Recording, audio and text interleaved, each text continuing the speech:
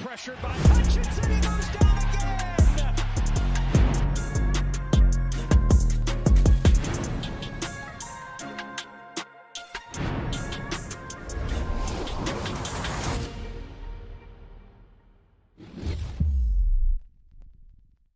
again. All right, it's Friday. Welcome into the Rise and Grind Morning Show, everybody. Hope you're all having a wonderful morning so far. And today we're going to talk a little bit about this game, man. We got a Monday night game coming up tomorrow. So I forgot to tell everybody earlier, but tomorrow we'll be doing a preview with the Cannon Fire podcast on their channel tomorrow at around 11 a.m. So I will share everything, make sure that everyone knows where it's at, in case you would like to stop by and say hi. Get that call now button turned off. So that'll be good, man. We did one last year together. This year we're repaying the favor and going on their podcast. So it should be fun. Part of the Believe Network. Be good stuff, man. Looking forward to it. Couple of good guys. Rhett. Good dude, man. We'll have a great conversation tomorrow. So I've been digging a little bit deep and trying to get some things. Get my phone turned off. Trying to get some things ready to go.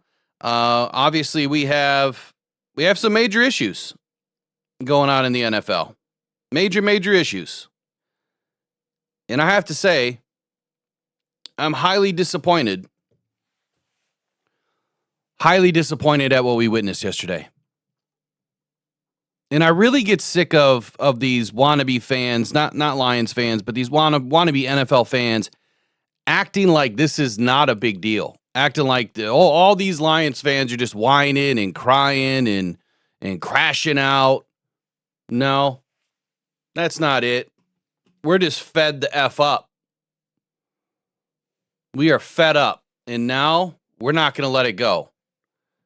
You know, you could only push somebody so far before you can't push them anymore. Right? Right now I'm looking at the NFL and I'm thinking, you know, how bad does this look where you've done comprehensive work on bullying, right? And standing up against bullying. It was a huge issue, still a huge issue for a lot of kids. I mean, even adults to go through it at their workplace, at school, at the bus stop, in their own neighborhoods, maybe their own brothers and sisters. The point is, what the NFL released yesterday on NFL Films was bullying. And how impressive was it that they had the nerve to even put that out there. But Brian Branch mentioned, post-game, and then obviously they reused that segment from him where he said, I'm getting bullied out there. They're trying to bully me out there. Talking about the Chiefs. Doing all this extra stuff after the play instead of between the whistle. And then they have the nerve to put up a hit piece on Brian Branch. Like, this is what political ads do. It's exactly what that is. It's a hit piece. Hype and heat. But the fact that they have stood up against bullying and now they just got involved in it themselves. I got a message last night, and I'm going to share that message in the form of a video later on this afternoon. And it might be another viral video. What I'm going to tell you later, I can't tell you now. I have to do a couple more, I'll have to dig a little bit deeper. Is that there's something big that could be potentially happening within the NFL. They're involved in bullying last night. They're involved in the absolute worst corruption probably in history. Matter of fact, I listened to this guy this morning who I've never heard before. And I'm going to see if I can't bring that in. They're saying that this is bigger than Spygate. It's bigger than Spygate. It's bigger than Deflategate. what's going on here with the Detroit Lions in the Kansas City Chiefs game. You tell me in the comments below in the chat right now, do you think that they've outdone themselves? The NFL, have they outdone themselves? Is this the biggest, widest scandal in NFL history? And now followed up by a hit piece on Brian Branch? Did they really think that it was going to go away by deleting it? And I have a question because I didn't look. I didn't see. Has the NFL come out and provided any sort of a response? Have they come out and apologized? Did they say, hey, that wasn't supposed to be released yet? That was, part of a bigger production, an excuse, a lie, essentially. That was going to be used later. I haven't seen anything. Haven't seen a damn thing. This is not sitting well with not just Lions fans. I got a message this morning at 6 a.m. that said,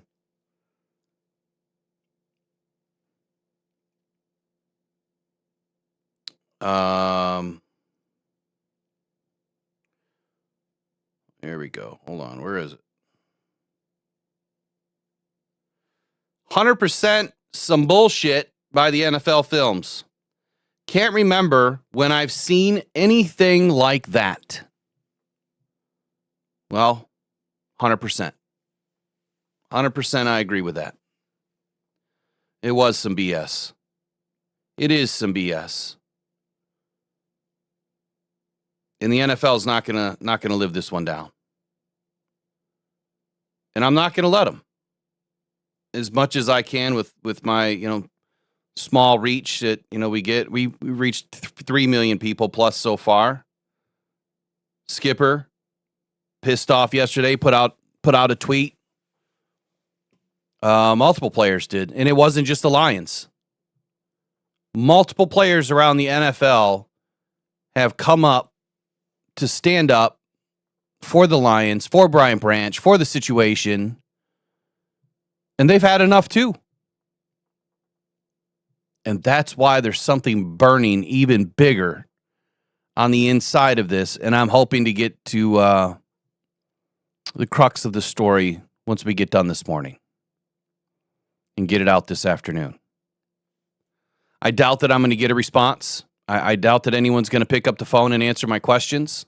I doubt that they're going to respond to my emails. But remember, I have one person that I've trusted for a long time that has always given me good information. Rarely, if ever, has it been wrong. And even if it was wrong, that's just because that's the way the NFL is. Right? You can't get everything right. Things change at the drop of a hat. But this one stinks. And if you want to talk about it this morning, if you want to air out your frustrations, by all means, feel free to call in. And let's talk about it, man. Just go off. I don't care. Rant, rave, whatever you want to do. So I'm going to leave the call button on right after I change today's date, which I forgot to do. Sorry, I was late this morning. I had a meeting I had to take. Had to take it this morning, so I didn't realize it was on my schedule at 8 a.m. All right, let me get into the chat. Welcome in, everybody. Peter Van Larhoven says he's doing great. Good morning, Peter. Jay Cruzen, Trace, Ordinary U of M Dad, Derek Lewis. Got Lions Do or Die 92 Vet in the house. Is it 92 Vet like Corvette, or is it Veteran? Which one is it? Or both? Either way, big shout out to all our vets, veterans, the United States military. Appreciate all your service and any of you in the chat this morning. Or any of you listening later. Good morning, Brandy Coffee. Kevin Barge in the house. Good morning. Who else is in here? Ken Ross, Nick, Attila.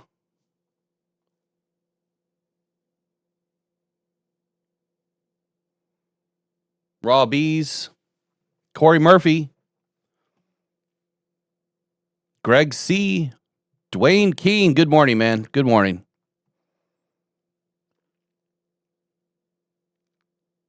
Anybody else that I missed in the chat? I only wound back a little bit. John Desage, I see you in here. Good morning to you too.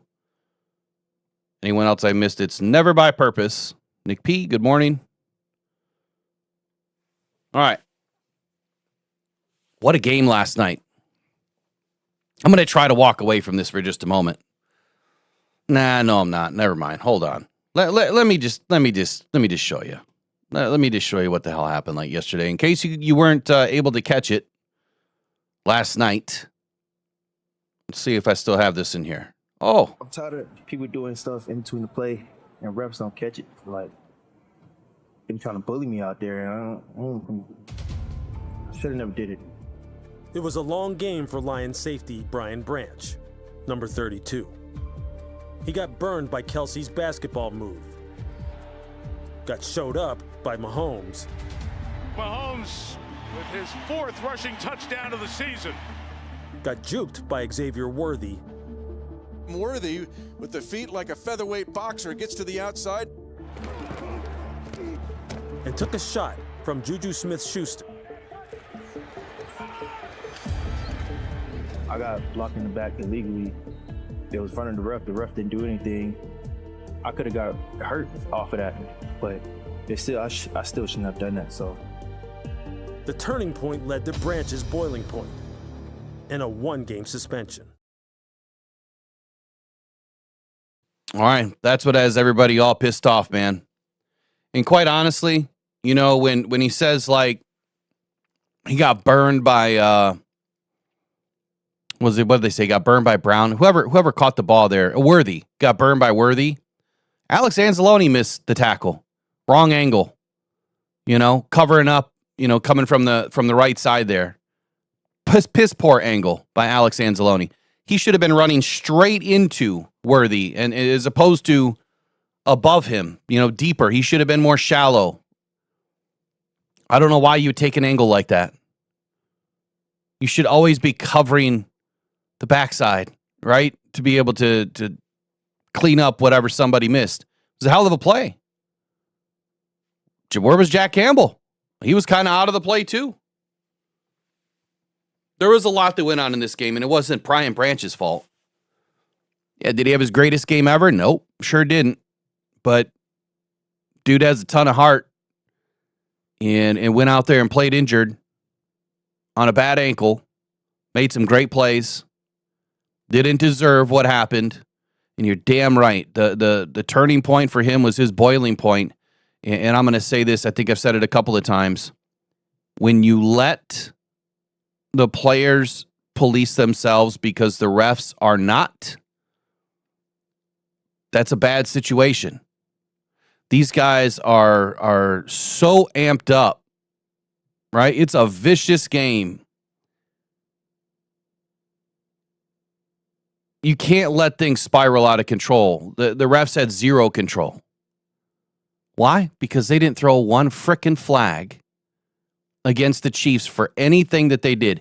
You know, it's like, how would you feel, right? If you walk into work and there's this one person that gets all the attention, right? Gets all the attention. But what they're doing is they're stealing all of your work. And they're getting all the attention for it. At some point, you're probably going to boil over. And you're either going to quit or you're going to cause a scene or something. Because you should never let that happen. But that's kind of what it's like. You got this one nagging, you know, coworker, always stealing your stuff, right? Buddying up to the manager or whatever. Just making up a scenario. And it happens every day. It's the same thing in a football game, man. If you got some guys on the other side that are, you know, doing the little rabbit punches that don't get seen, pulling on the jerseys, you know, dropping an elbow, little spike to the ankle here or there, and it's consistently holding, getting away with it, and the refs aren't doing anything, at some point, You're going to rip off somebody's helmet and you're going to be pissed. And that's what happened to Brian. He had enough.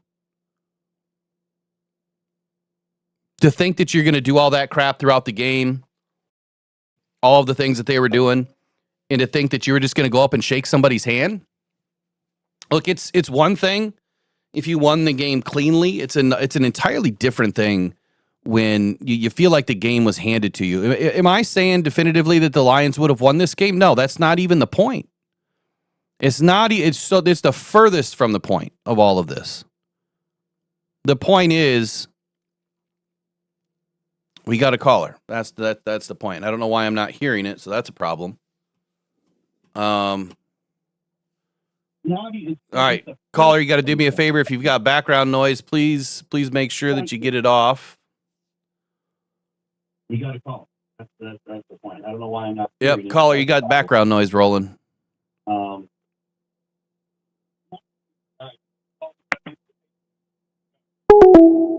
right, try to call back. You had some background noise there.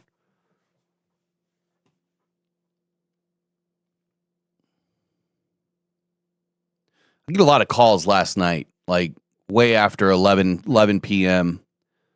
When the show is not live, the phone is not answerable. You know what I mean? Like I turn it off. I still get the call, but I'm not going to answer it at 11, 12, 1 o'clock in the morning. Happens quite a bit. I got to shut it off. But anyway, caller, if you want to call back, feel free. Just make sure you turn off the background, the TV, and whatever else you got going on. Anyway, the whole point that I was trying to make there is that they let this get out of control. And then they covered it up, or tried to cover it up. They've gotten exposed. Dan Campbell is now a target. Let's just be real for a moment. Dan Campbell did not want to say that 3-letter word the other day. He did not want to say yes on 97.1 The Ticket. And you could tell that when he came to the podium a couple of times in this last week, he did not want to talk about it because of the fear, right? Which I don't think Dan Campbell fears anybody. I know he doesn't fear any man. But it's the fear of the repercussions of the NFL and the power that they wield in the things that they do that can make his team's life miserable. Which is, it shouldn't happen, right? It's unfortunate. But let's be honest. We've seen this time and time and time and time and time again. It's sickening.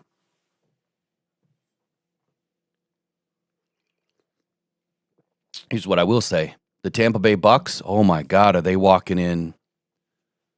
They are walking in the wrong time. This is not going to be good. If the Lions don't win by 30, I would be surprised. That's not my full take, but that's how I feel. I feel that these guys are going to be so amped up. When you talk about blood in the water a couple of weeks ago, oh, they've poured buckets in now.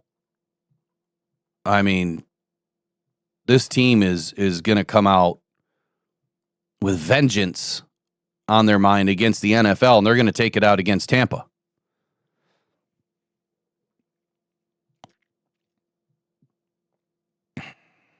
Dwayne Keene, you're onto something.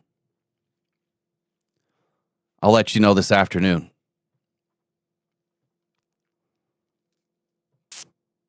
Absolutely. Stephen Heald, make sure you explain a little bit. Are you talking about the NFL?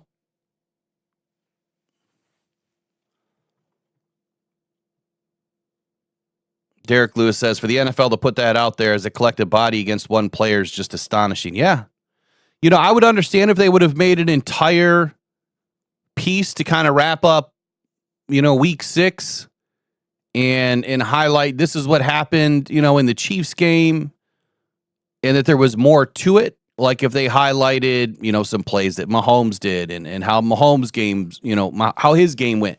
This is how Branch's game went. This is how Jared Goff's, game went. Whatever. You know what I mean? Like if they did a full wrap-up piece and it included that, I don't think that we're having this conversation. I really don't. I think it's a totally different conversation. It would probably still be seen in poor light, but I think it's a different context. Totally. Yeah, I don't know about that, Major Payne. It would be defamation for sure. I don't know. I really don't know.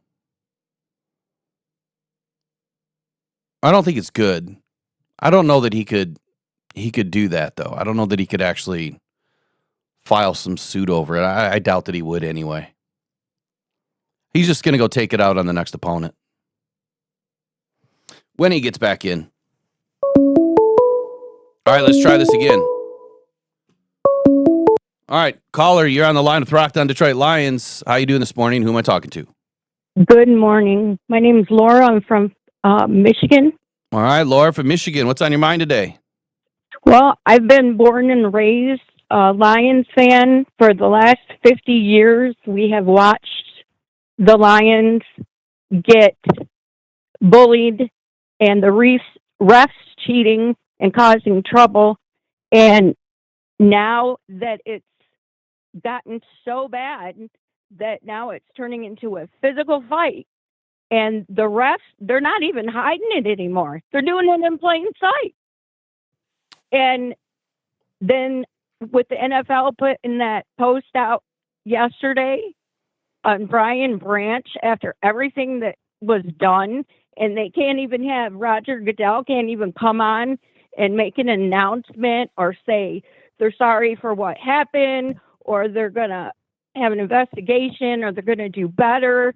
You know, they never find the refs. They let them get away with everything year after year after year. And then it's always the worst against Kansas City or the Dallas Cowboys. Yeah. Every year. Mm-hmm. We would have went to the Super Bowl 2 years ago. I think so, too. I mean, there was a lot going on in that 49ers game, too, that didn't sit well. I mean, at the end of the day, you know, I will say this, Laura, and good morning. Thank you for calling this morning. And you're right. You know, there's a lot that has happened against our team. We've also done some things as a team to dismantle our own success at times. But this type of stuff is not something that the Lions asked for. It's not something that they did. And right. And it continues to happen. And I think you're spot on. Why has Roger Goodell not come to the mic and said, you know what? Absolute travesty yesterday of our films crew to do that. And we will investigate why it was done. Why was Louis Riddick involved in it? And more importantly, we're going to investigate the Chiefs game. I mean, the game's over, Laura. I mean, you would agree that, you know, or would you agree with this, that, you know, maybe the one call, maybe the one touchdown doesn't change the outcome of the game.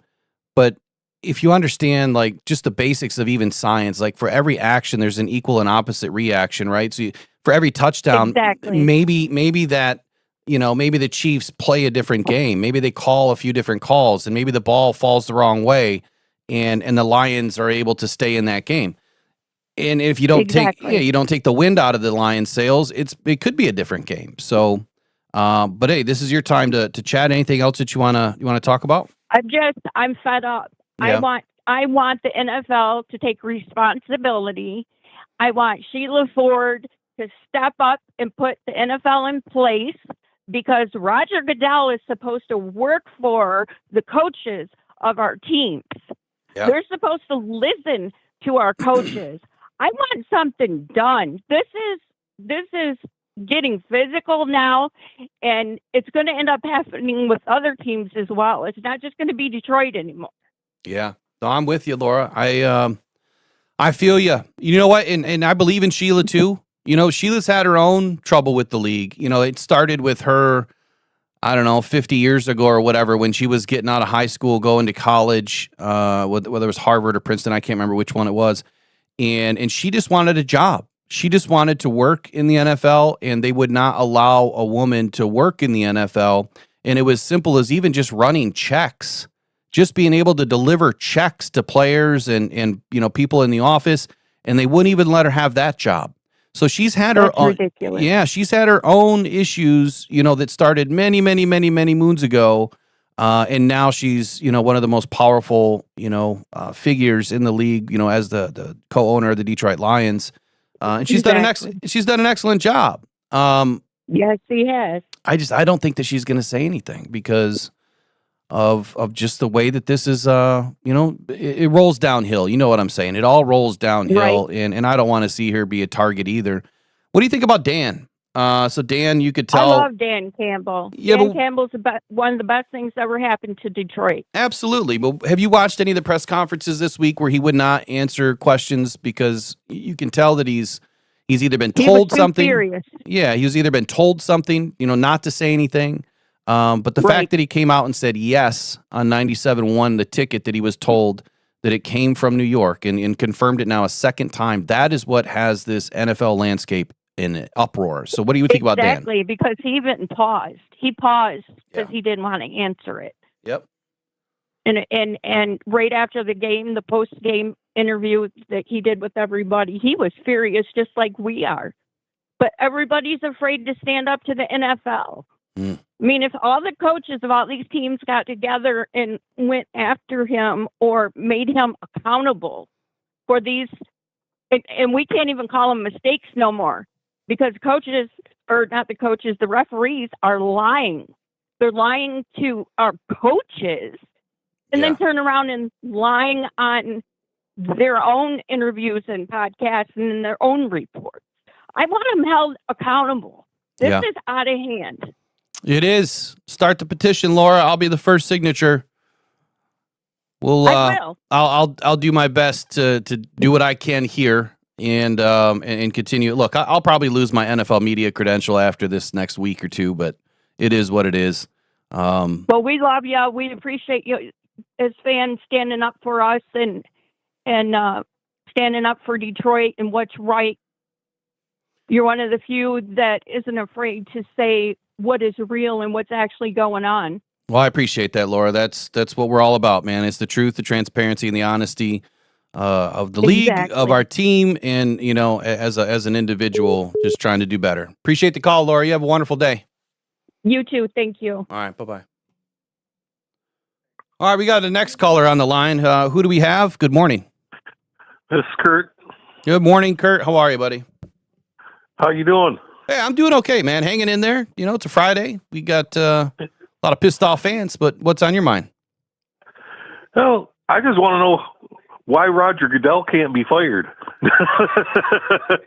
I think that's what needs to be done. I think Roger Goodell needs to be replaced. I think you're spot on, and quite honestly, that's okay. So I'll just say it. I got a call and a message last night that there might be some internal things that are happening. There's some people that are really fed up with this stuff and they want change. Not that it's going to go anywhere, but he absolutely could be let go. I don't know the total inner workings of his contract and how it all works, but that's the research that I'm going to do when we're done this morning. But you're right, man. He needs to go. I think it's time. Yeah. And I don't understand what is the NFL's beef with the Detroit Lions. Why are we the target? We seem to be the team that gets targeted the most, and why? What did the Lions do that pissed the NFL off so bad that the refs, other teams, we're called the dirty team. We're targeted by the NFL almost game after game after game, not just against the Chiefs, but the Cowboys game, the Packers, just almost constantly. I was born in 1970, and I've been a lifelong Lions fan, and I've watched this year after year after year, for 55 freaking years, basically, since as long as I can remember. And so to answer that question, Kurt, I have no idea honestly what we have done. There's been some things that were said in the last couple of weeks about the Lions not giving Goodell the Thanksgiving Day game back, and that really burned him up, I guess. And it seems like ever since the Lions were asked for that back, that we've been targeted even more so, I guess. Yeah. So I don't know. I don't know what we've done, but we had a caller on yesterday, one of the Packers fans, that was kind of saying that this has been the plan. Like it's been the plan to promote certain teams and just run this as an entertainment business. And at some point, maybe the Lions will get a bone, maybe they'll win a Super Bowl, and then maybe we're shut back down for another 60 years. I don't know. Oh God! Oh my God! I don't know. That's the case, I used to be a huge baseball fan, and I quit watching because of the strikes and it wasn't. I'm tired of people doing stuff in between the play and reps on. My bad. I was trying to get some stuff ready on the screen. So yeah, Kurt, you got a take for the game on Monday night? I mean, how do you think that the Lions are going to respond and rebound to this? Well, it looks like we're trying to get the secondary ready, bringing in Kendall Fuller and bringing in, Jamie Robinson, trying to get some players and some guys that can help us out, but I don't know. Tampa Bay looks scary this year. I'm hoping that we're ready to go. We're all this BS, about the KC game. Are we focused? Are we going to be able to focus enough and all this stuff? Yeah, no, that's a good point because clearly I'm not focused. I mean, I missed a couple of days this week, and getting into a Monday night game, you're always a day behind anyway. My Wednesday is a Thursday now, and I was 2 days late. So then they start with this crap last night, and it just made everything resurface again. Right. I can't Exactly. even talk about the game.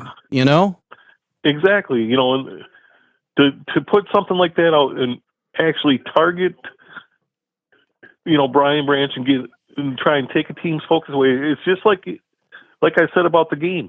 The refs broke our momentum, just right from the jump.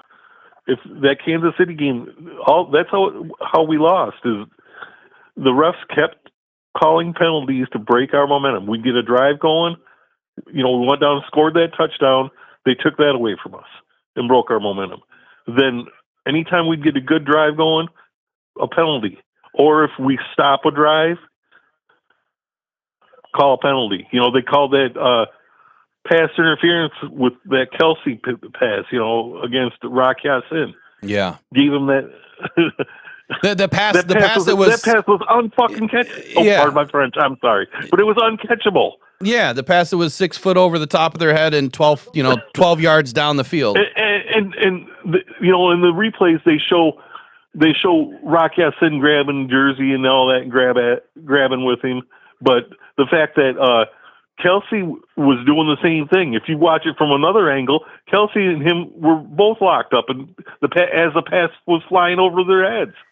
Yeah, and that's the stuff that I don't understand. I've been saying it now for a few weeks. It's like, what happened to the uncatchable rule? If the ball is uncatchable, then there should never be a pass interference call. If you're going to call holding or if you're going to call illegal contact, that's different. But pass interference, see, the difference is you're getting a spot foul versus illegal contact. What is that? 5 yards and a first down, and holding is what, 10 yards and a first down, and then you got pass interference, which is all the way down the field. Like I said, if you watch it from another angle, while they're going out for that pass, Kelsey's grab ass him too. Oh yeah, during that. And then he stops right at the very end as the pass is going over their head. Yeah. No, it's the optics aren't great. They're definitely not great. And Kurt, I appreciate the call. Yeah. You think we win? Yeah, I'll let somebody else. No, you're good, buddy. Do you think that we're going to win on Monday night? Do you think we're going to be ready to roll? Absolutely. I think we're going to come out and play a strong game just because we're going to be. We got fuel. Yeah, a little bit. We're going to use this as fuel, and Yeah, we went I know from the fans are going to be fired up. I know the fans are going to be loud and proud, and I'm glad it's a home game. I'm glad we're not on the road for this. here's what I'm going to ask, That's Kurt. a big thing. If you're going to the game this Monday night, I expect. Unfortunately, I can't. Well, anybody that's listening that's going to the game, I'm expecting a lot of signs, and I'm expecting a lot of them to say, "Fire Roger Goodell." Yeah, please, and everybody needs to hold them up instead of the third down sign. Make your own little "Fire Roger Goodell" sign and hold that up instead. Yeah, absolutely. So, all right, Kurt, have a wonderful day, man. Appreciate you as always. You too, man. Have a good day. You rock. All right, you rock, Will. Appreciate it, buddy. All right. We'll see you. Bye. That was Kurt. He doesn't understand it. 50 years of watching this team. So I was trying to throw something on the screen while he was talking, and then the video started to play. Take a look at the screen. This was shared last night by Jeff Rigger. It says not in any order, but how about this? Some of the rules, some of the things that we've gone through, right? Complete the process. The 10-second runoff, which has happened on multiple occasions. KJ Wright, Dan Skipper in Dallas. The picked up flag in Dallas. The Devin Taylor phantom face mask. The Jim Schwartz rule. The illegal hands to the face. I believe that was Trey Flowers. The Breeze fumbles in playoffs and play whistle dead. He just says golf, whatever golf is. The golf TD. I mean, how about the Calvin Johnson rule? Right? How about, well, Trey Flowers and then that whole deal. There's more than just 10. Well, that's a good list to kind of get you rolling. And that was just in the last, 10 years? Maybe? I don't know. There's been dozens and dozens and dozens of things that have happened to the Lions. It doesn't seem normal at all. So when Kurt brought up the fact, the pass where they threw the flag, against the Lions on pass interference, right? If the pass is not catchable, how are we calling pass interference?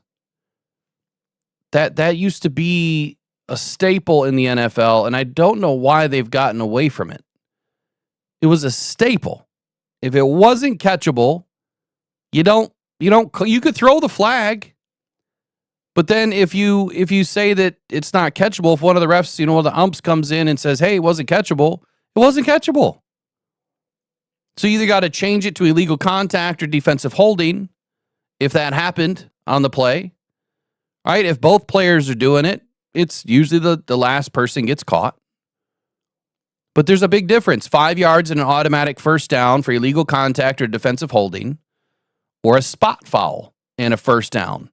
And so if you chuck the ball downfield and your receiver's 30 yards downfield, you're going to get a 30-yard penalty and a first down, even though the ball wasn't catchable. So you want to talk about the NFL helping the Chiefs get downfield? Yeah, just a little bit.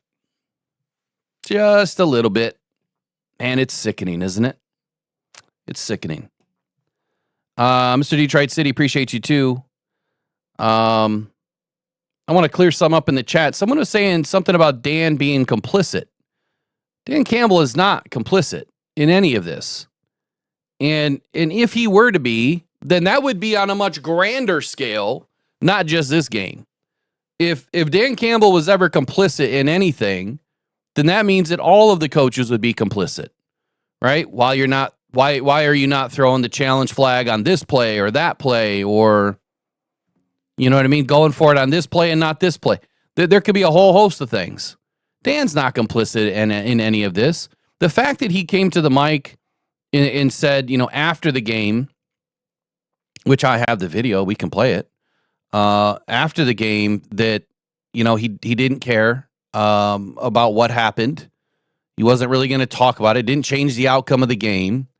He's just being honest with you, right? He's just saying, look, we did a lot more things in this game that didn't help us win, regardless of the one play. That's 1,000% coach speak, right? Internally, he's probably saying, F this guy, F that guy, you screwed us, but I can't be that way as a coach. I can't allow that mentality to get into my team's head, right? You can't allow it to infect the players because what comes from your coach, man, they eat that stuff up, especially Dan Campbell, man. This team lives, eats, and breathes the mantra and the energy that Dan Campbell gives off. So he absolutely has to stay committed to providing that energy from week to week. 1,000%. And I get his responses. You can tell that they're calculated, that he really doesn't want to get overly involved and make this even more messy. And why do you think that is? If you think that the NFL is picking on us now, well, have a coach come out and call it out. Then what do you think's going to happen? We won't ever win a game. You think it's bad now, wait till then. And by the way, I don't know who said it. It might have been in a message, or it might have been in one of the comments on the video that, shot to the moon. Thank you guys. Over 700 subscribers off that video alone. Insanity. Y'all really stepped up for this channel, and I really appreciate you. Man, I can't thank you guys enough. We've been kind of stuck in limbo for a while, and I just said this to somebody yesterday, because now my phone is updated with a new YouTube, and everything has changed. I'm getting all of my updates now. I'm getting Twitter's now updated and changed. Even though they were updated, it's totally changed. I deleted it and reinstalled it. It's totally different now.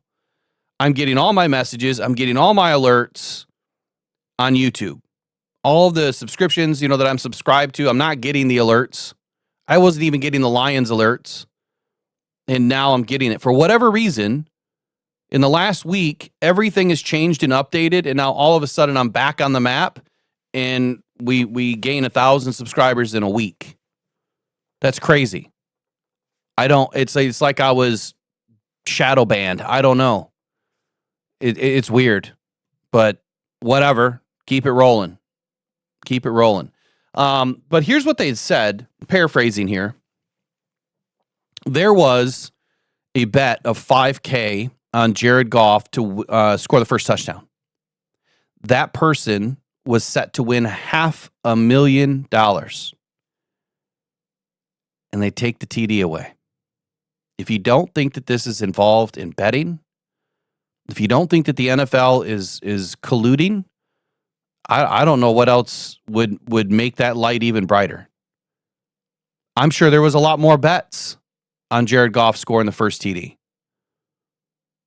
But why would one large bet that really stood out change everything for the NFL, right? Well, it did. Because that's not the only one. I mentioned this last night, if you missed the Gripes and Hype show. We'd love to have more of you in the Gripes and Hype. So in case you don't know or understand what it is, on Wednesdays or Thursday nights, typically around 7, I was a little bit late last night, or I could back it up to a better time if we need to. It's for you guys to do exactly this. Call in, talk about your team, whatever you want to talk about. Your gripes, what you're pissed about, your hypes, whatever you're hyped about. It's a fun way to get you guys back and interacting. We used to get hundreds of phone calls a week, and we kind of lost our way with that, and so we want to bring it back. So the show is 100% dedicated to you guys to air out, make it more of that radio style of a call-in show like we started with. So that's what it's all about. But the bets, man, I think have a lot to do with this. I think betting in general has a lot to do with this. So last night I mentioned everybody in the Ravens game, all the experts picked who? The Ravens, right? I believe the Ravens were favored by 5.5 that game or something like that. I don't remember now.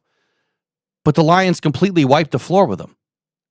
And so if you're on a panel for ESPN or NFL, or I don't care what 3 or 4 letter agency it is, if you're on a panel and everyone's picking the Ravens and nobody's picking the Lions because everyone's picking the Ravens, well, if there's not a bunch of bets on the Lions except for some Lions fans just betting because, well, guess what?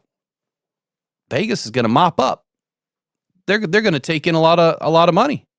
Rake's going to be huge. Same thing just happened against Kansas City. All the experts took who? The Lions. Wasn't that kind of weird in the two most important games so far of the season for the Lions that all of the experts took the Ravens, the Lions win, and now all of the experts took the Lions and the Chiefs won in a fashion that was so ugly that you could tell something's going on. There's something to it. Are all of those guys and everyone that is working for ESPN, NFL, I don't care, are they all complicit? Are they involved in all this? It's just like when I hate watching news. I won't watch news. I can't stand it. Won't watch it. I don't care. ABC, NBC, MSNBC. I don't care what it is. I don't care what the channel, CNN, Fox, doesn't matter to me. Will not watch it. And the reason why is you can go to every channel and you're going to end up hearing the same story across the country. And they say almost the same identical thing across the country. That should tell you enough that everybody's involved in these narratives. Well, is it the same in sports? Are you seeing and hearing the same thing in sports? It's kind of looking that way. Very few and far between outside of the local independent guys, your local beat writers, your independent people like myself. We might have different takes, but we're not out there reaching tens of millions of people a week, right? Our draw is way less. So unless we get some help from the fans, right, from the audience members and fans of the team, and from the audience members and the subscribers to help push the content out there, we're always going to be overshadowed by the bigger media, right? We're not pumping millions and millions and millions of dollars into this, obviously.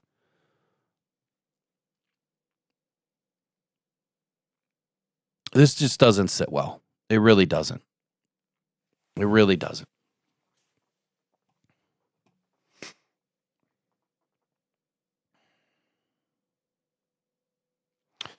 East-West talk. Yeah, there's, if you go back and watch the 30-minute that I did the other day, there's multiple avenues to these rules.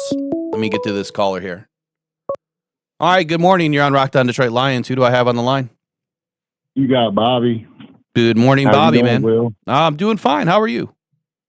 I'm good. I'm frustrated. Well, hey, I need to vent. Let it play, man. I'm gonna pause myself. You let it go. Okay, man. You know the NFL is a corporation, and Detroit. I'm from Delaware, so I have no ties to Detroit. I've talked to you before. 50 years being a Lions fan. All the bad calls. Even though we weren't a good team, we were an okay team, and we were a pawn for the NFL. Teams just expected to beat us, and so many bad calls.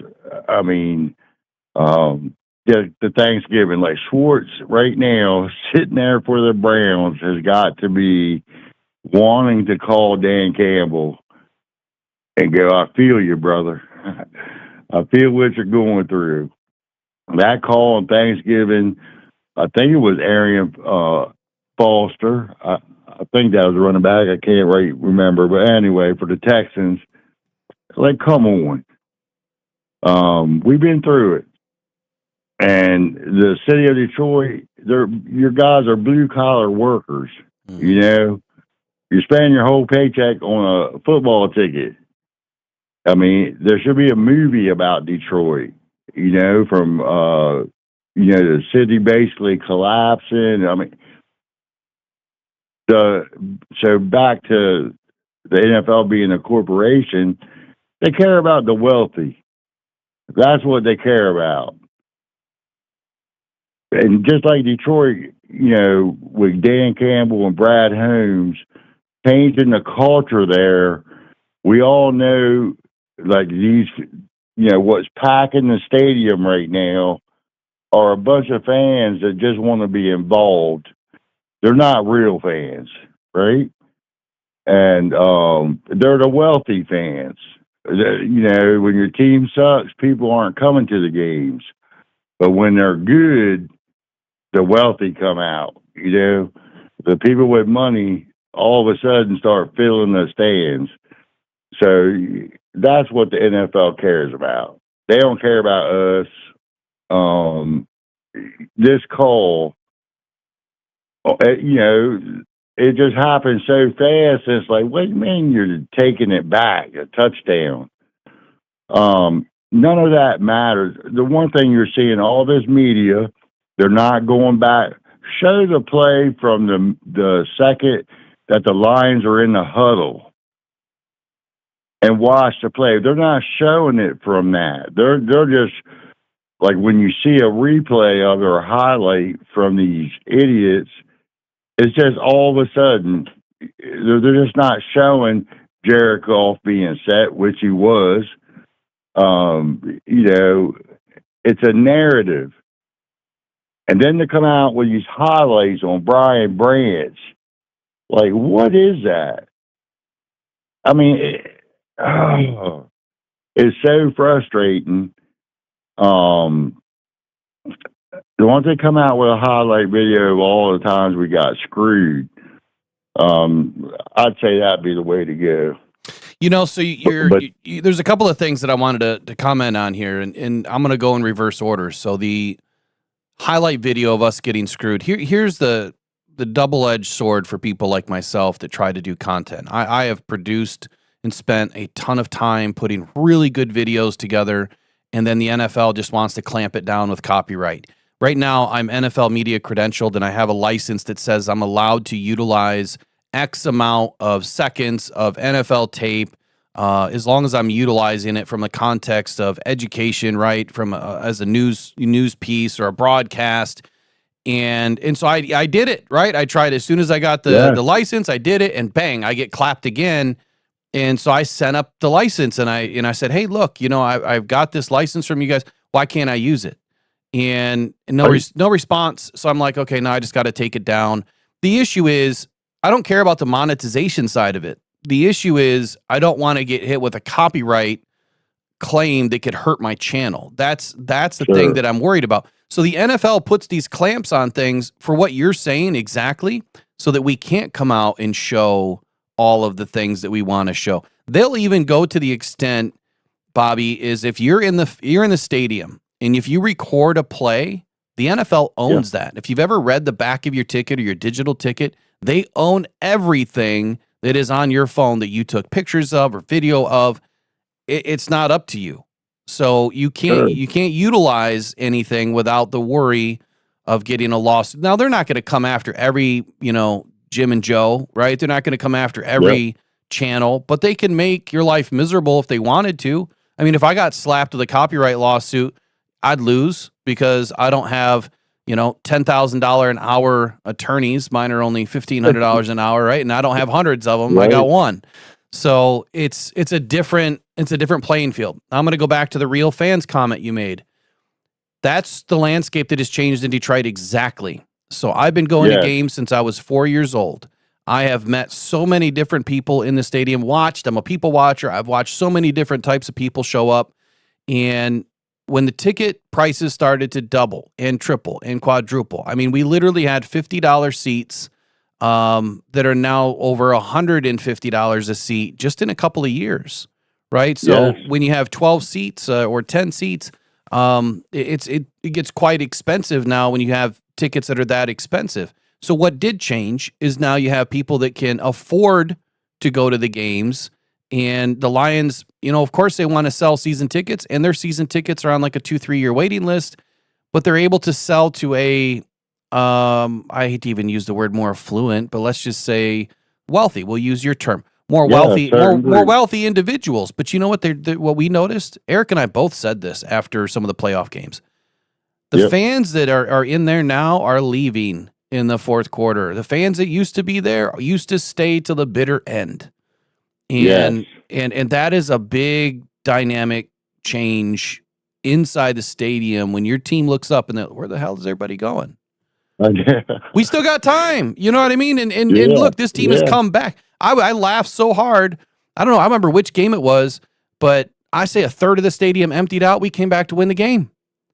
Yeah, I'm staying for every second. I'm telling you, like, no way am I leaving. Yeah, and so pandering to the wealthy, I think that what happened now is, unfortunately, the Lions got really good, and so they wanted to change, their ticket prices. And honestly, I had nothing against the ticket price hike because the Lions have done us solid for so many years of not raising the price or keeping the price the same. And so for all the ticket, the loyal ticket members, they did us a solid for a long time. Now they're good, but I think that they just kind of went about it too quickly, like raising it that high, that quick, and then also back to back.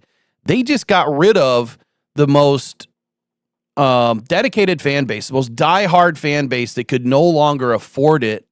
And we kept hearing those stories. I mean, some of the most well-known fans that have been going to games for decades, it's been in their family for decades, and now they're like, I can't do it. I can't, And it sucks. You know what I said is, well, we need more people at away games anyway, and it's literally cheaper to go to away games than it is to go to a Lions game. Like tickets for Monday night, I don't even know what they're at right now, but I wouldn't be surprised if they're no less than $500-600 a ticket. I wouldn't be surprised.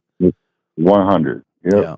So anyway, man, good stuff. Anything else you want to add? Well, yes, and I do want to say this about this play Sunday night. Well, right now, the NFL is sitting back because you know what's going to come to. They're calling Campbell a liar. Yeah. That's what it's going to come to. Watch what they're going to say. He misunderstood what we said. He didn't hear it correctly. Yep. That's what's getting ready to come. And Dan Campbell knows it. And that's why he's being like he is. Dan Campbell's a smart man. Oh, yeah.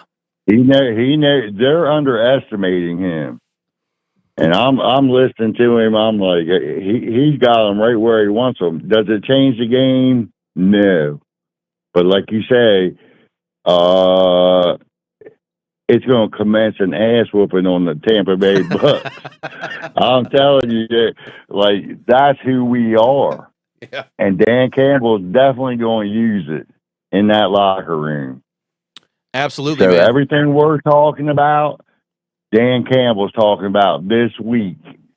It's funny what yesterday, a lot of the players were tweeting out stuff, about cheating. And so I assumed that, Dan Campbell is in their ear.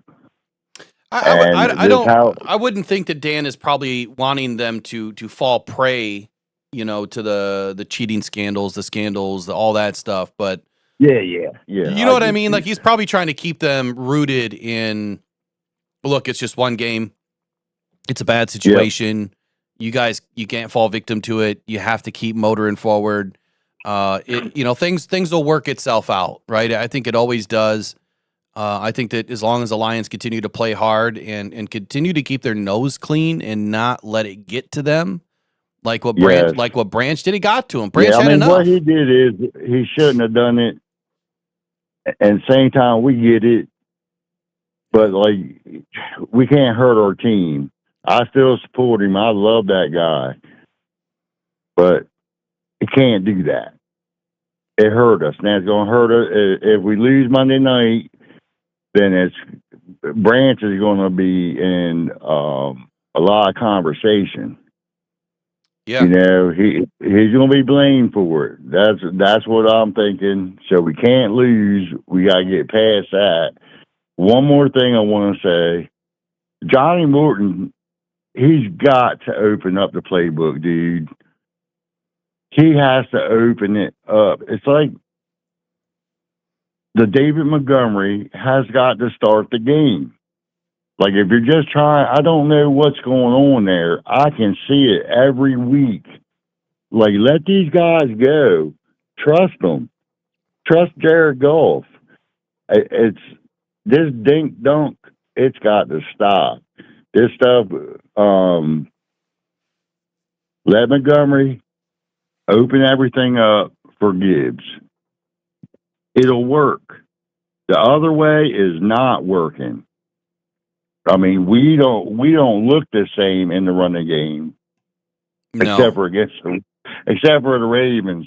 But then we never, look at what Monty did that night, and he's not really had the ball since.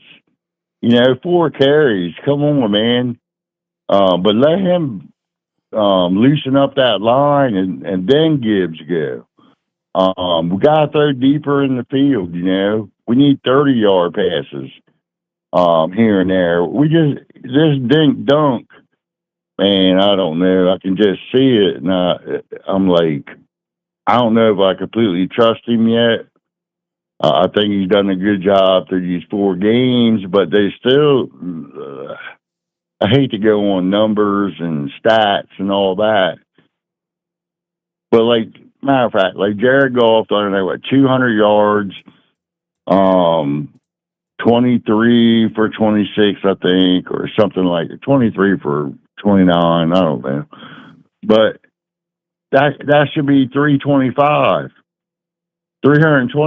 yards. Let him. I just feel that Goff is being, he's doing what Morton wants. And the ball's just not. Let's open it up on some people. Yeah, I hear you. And we could have opened it up on the Chiefs, and I don't know why we didn't.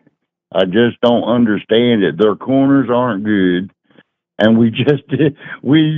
I don't know what that was. There was no.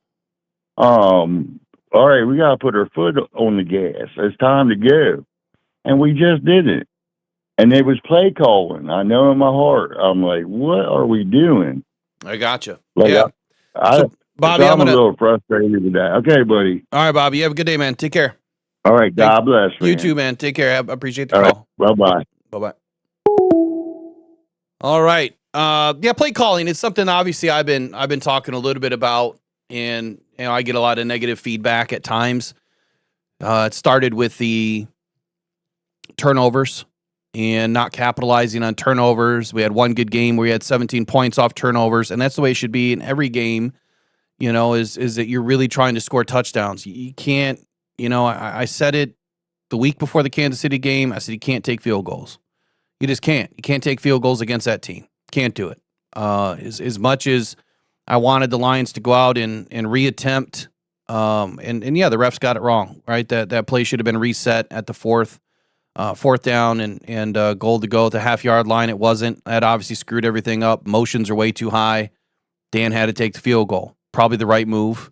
But I think that what Bobby's pointing out here is, what is this dink-dunk stuff? Yeah, we didn't see any deep crossers, and I get it. Each game is a little bit different from others. Kansas City does a really good job at taking away the deep stuff, but there was still a lot of intermediate, 12, 13, 14-yard passes that could have been had, and we didn't see any. We didn't see any of the deep crosser stuff. Matter of fact, I couldn't even tell you the last time I've seen St. Brown run a deep cross or a deep in. It's been a while, and J-Mo gets started and then disappears. So I am a little concerned too. I'm not sure, just like Bobby is not sure, well, what the hell's going on there? Can we fully trust John Morton? Yeah, I don't know. I'm going to have to wait until after, the bye week comes and I can take a break and watch a little bit more film, and that's not good. That's not good. OBS shouldn't be disconnecting.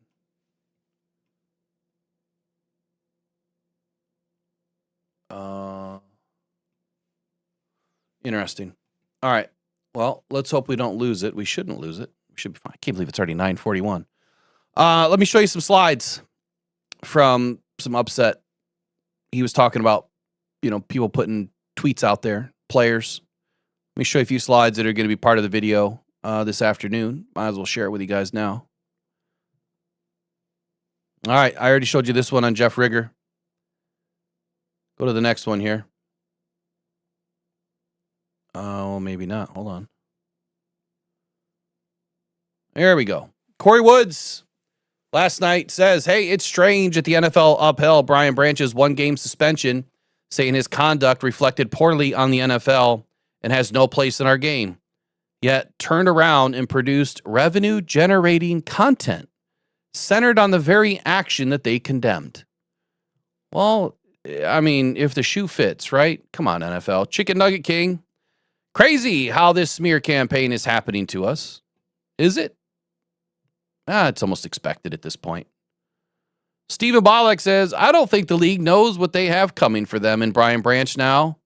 Keep that same energy. Or Detroit Deadpool says, NFL took that ridiculous smear job down. Tampa Bay is about to be in the wrong place at the wrong time. But if you look underneath, DJ Reader said, this is so weird to me. Shake my head, folks. Will always coon for clicks, though. Yep, absolutely. Ian Rappaport, that's a big freaking addition. Huh. Addition? I don't know what he means, but it was about David Burkett saying that Dan Campbell at 97.1, barring something happening this week, Ali McNeil is freaking playing versus the Buccaneers. Yeah, that's a big addition. I don't know how that one snuck in there. That one wasn't supposed to be in there. Kind of threw me off. How about Reginald Allen said, oh, shit, Skip done spoke out. Let him know, Skip.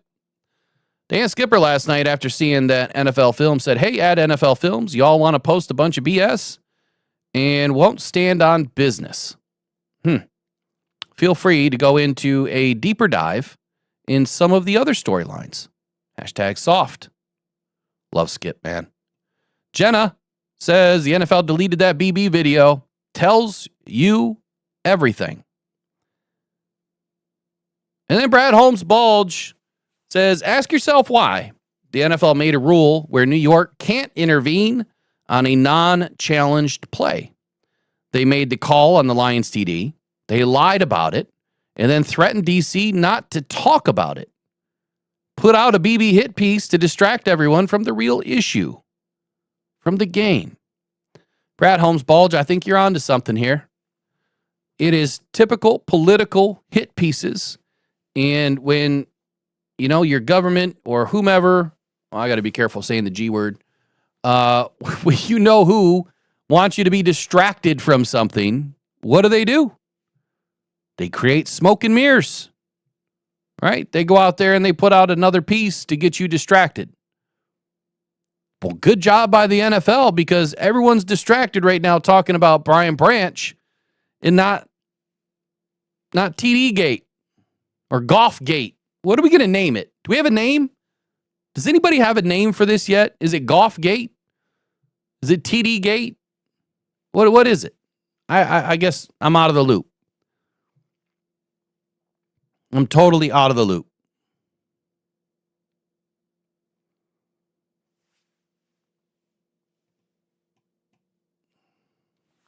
What is going on in this chat with this McDermott dude? What? Someone get me up to speed. I wish we had an AI, that says this is what your chat is talking about. Why don't we have that? We have it on some channels or we have it on some forms of the app, but I don't have it in my chat. Like I can't see like this is what your chat is talking about. You know what I'm saying?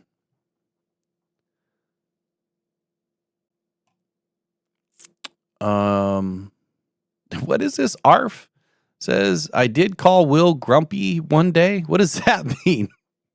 I'm never grumpy. Really. I'm usually not. I'm usually a pretty mild-mannered dude. I just, I think I'm too chill. I'm way too chill. Oh, I was frozen. Yeah, we lost the stream for a minute there. I'm not sure why. Yeah, L. Mueller says, it's the oldest journalism trick in the book. Make up another story to deflect.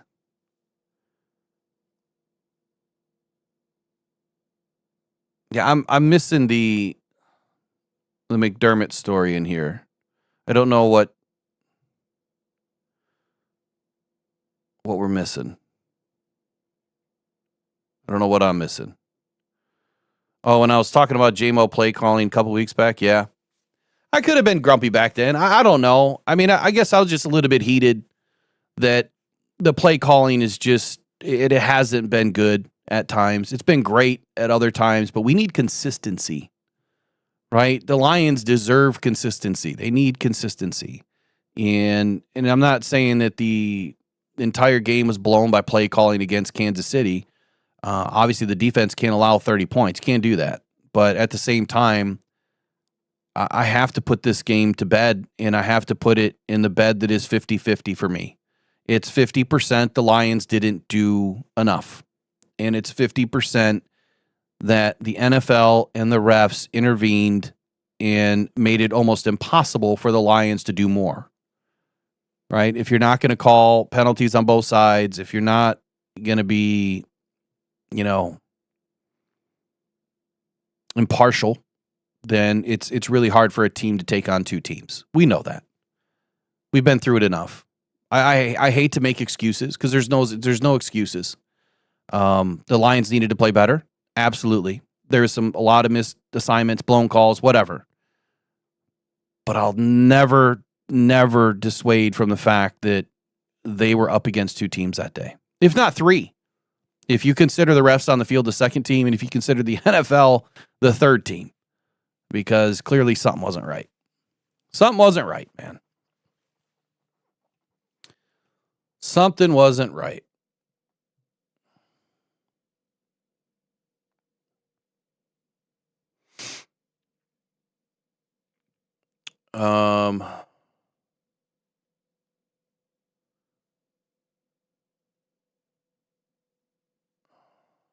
What's all right? Someone just get me up to speed on McDermott or Michael McDermott. Why don't you just get me up to speed? Put one post in there and tell me what's going on. What am I missing?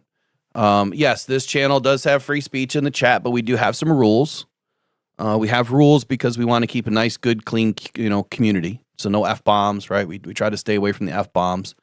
You're 100% entitled to your opinions, whether you like or dislike a player, like or dislike a coach, like or dislike a team, like or dislike a play. I don't care. It's your opinion, just like my opinions, right? You may not care about those either. So it's all good. Have fun, right? Be part of the community. We try to put a good community together here. We kind of say it's where the adults hang out, right? We don't try to crash out and cuss and swear and be stupid.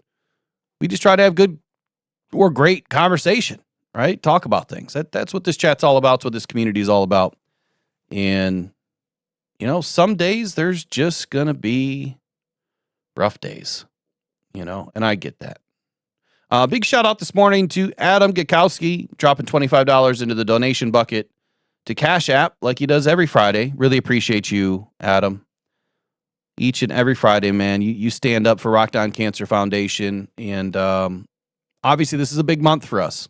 If you guys would like to help and donate to the Rockhound Cancer Foundation, you can find it at buymeacoffee.com/rocked-on.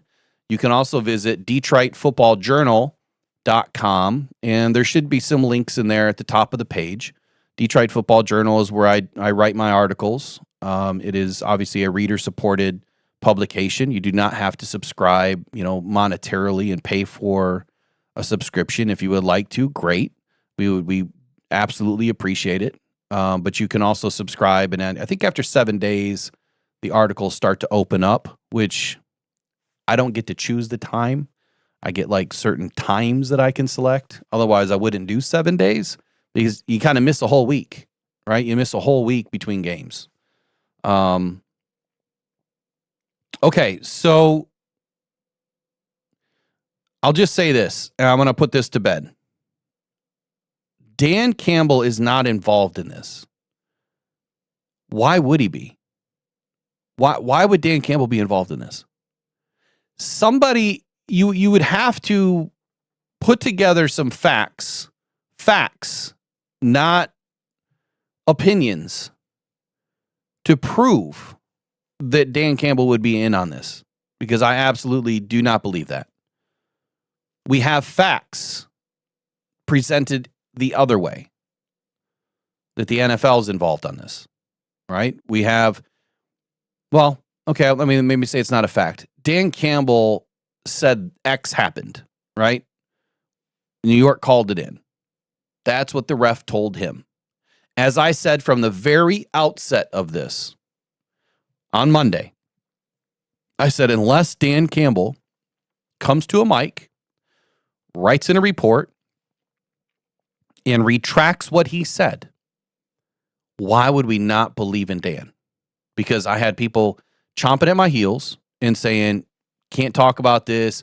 Lions lost because they didn't play well. Look, the pool report even said that the refs didn't get help from New York. Well, then it happens to be the next day that Dan then doubles down and says, yes, I was told it came from New York. And then it was that same day that that same person who was chomping at my heels and telling me that I was making a mistake then retracted everything that he said. Never apologized to me. I'm sure you're listening right now. Good morning. So we have a double down from Dan. Why would Dan be involved in it? Why would Dan want his team to lose? That doesn't make any sense. I mean, if you could really go out on a limb and say, okay, just look at John Morton's play calling. Maybe John Morton's involved in it. Maybe it was his play calling. I mean, there's so many different angles you could take on that. But there's one thing that I think that we all know. Dan has been a straight shooter since he's been in here since day one. Unless this is WWNFL, where all of these people are hired as actors, then they're all in on it. Right? Brian Branch is in on it for taking the block in the back. Brian Branch is in on it then for starting a fight at the end and getting suspended. Right? No?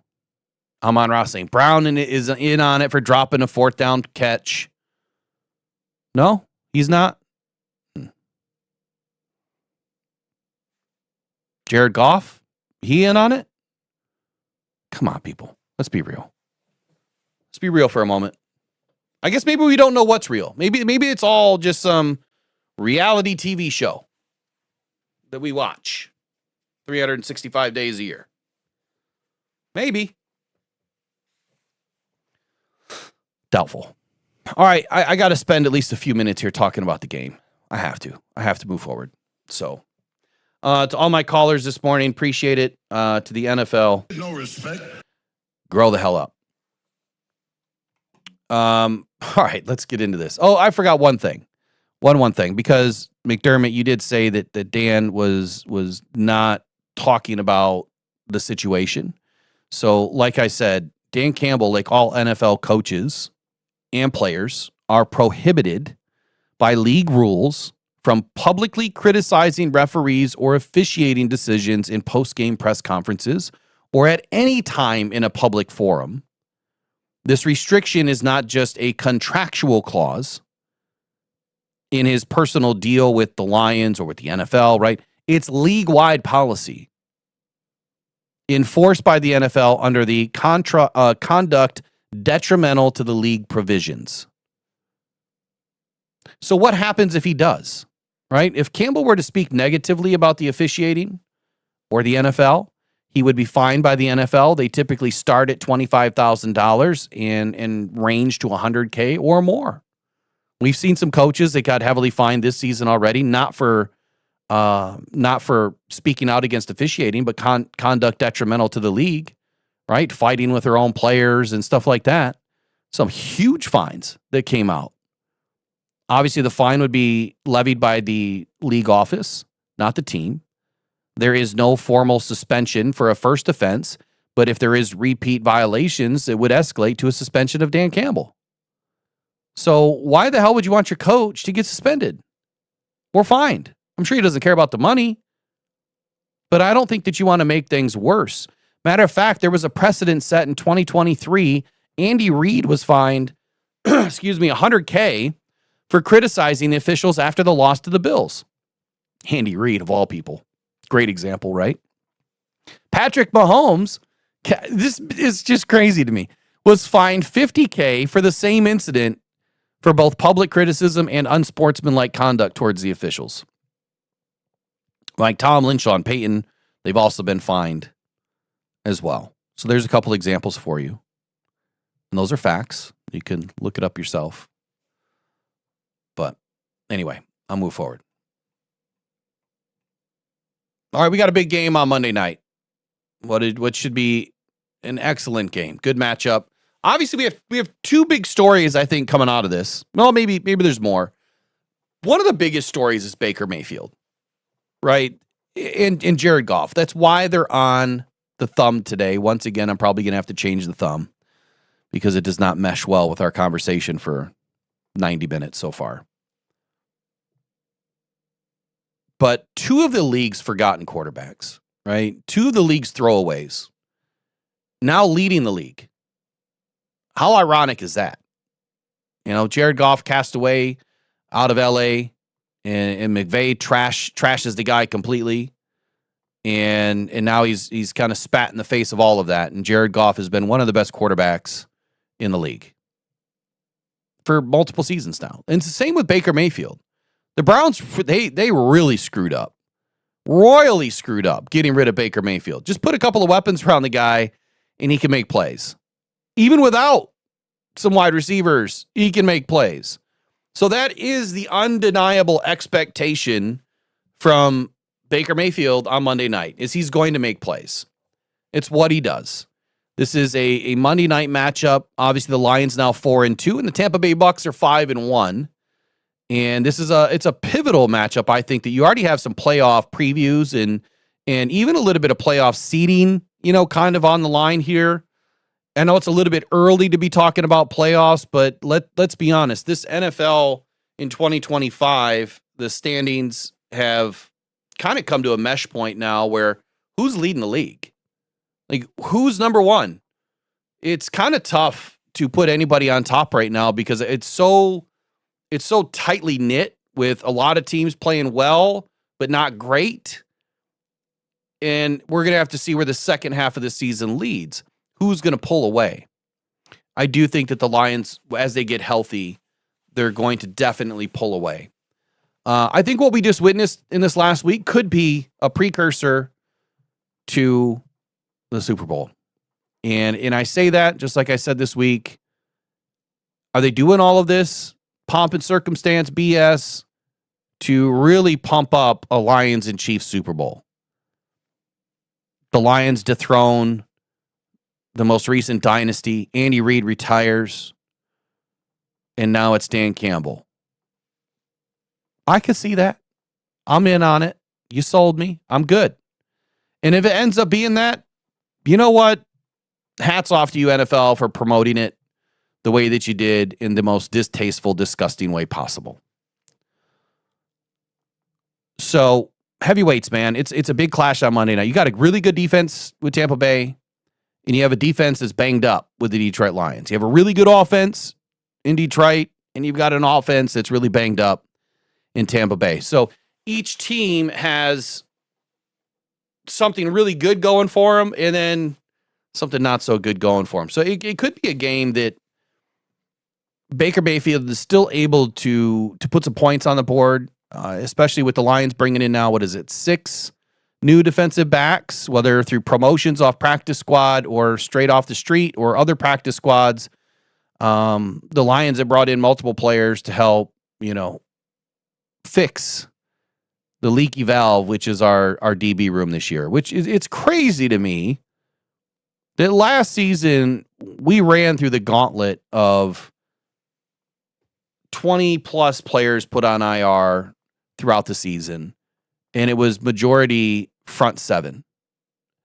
This year, it's the back 4 or 5.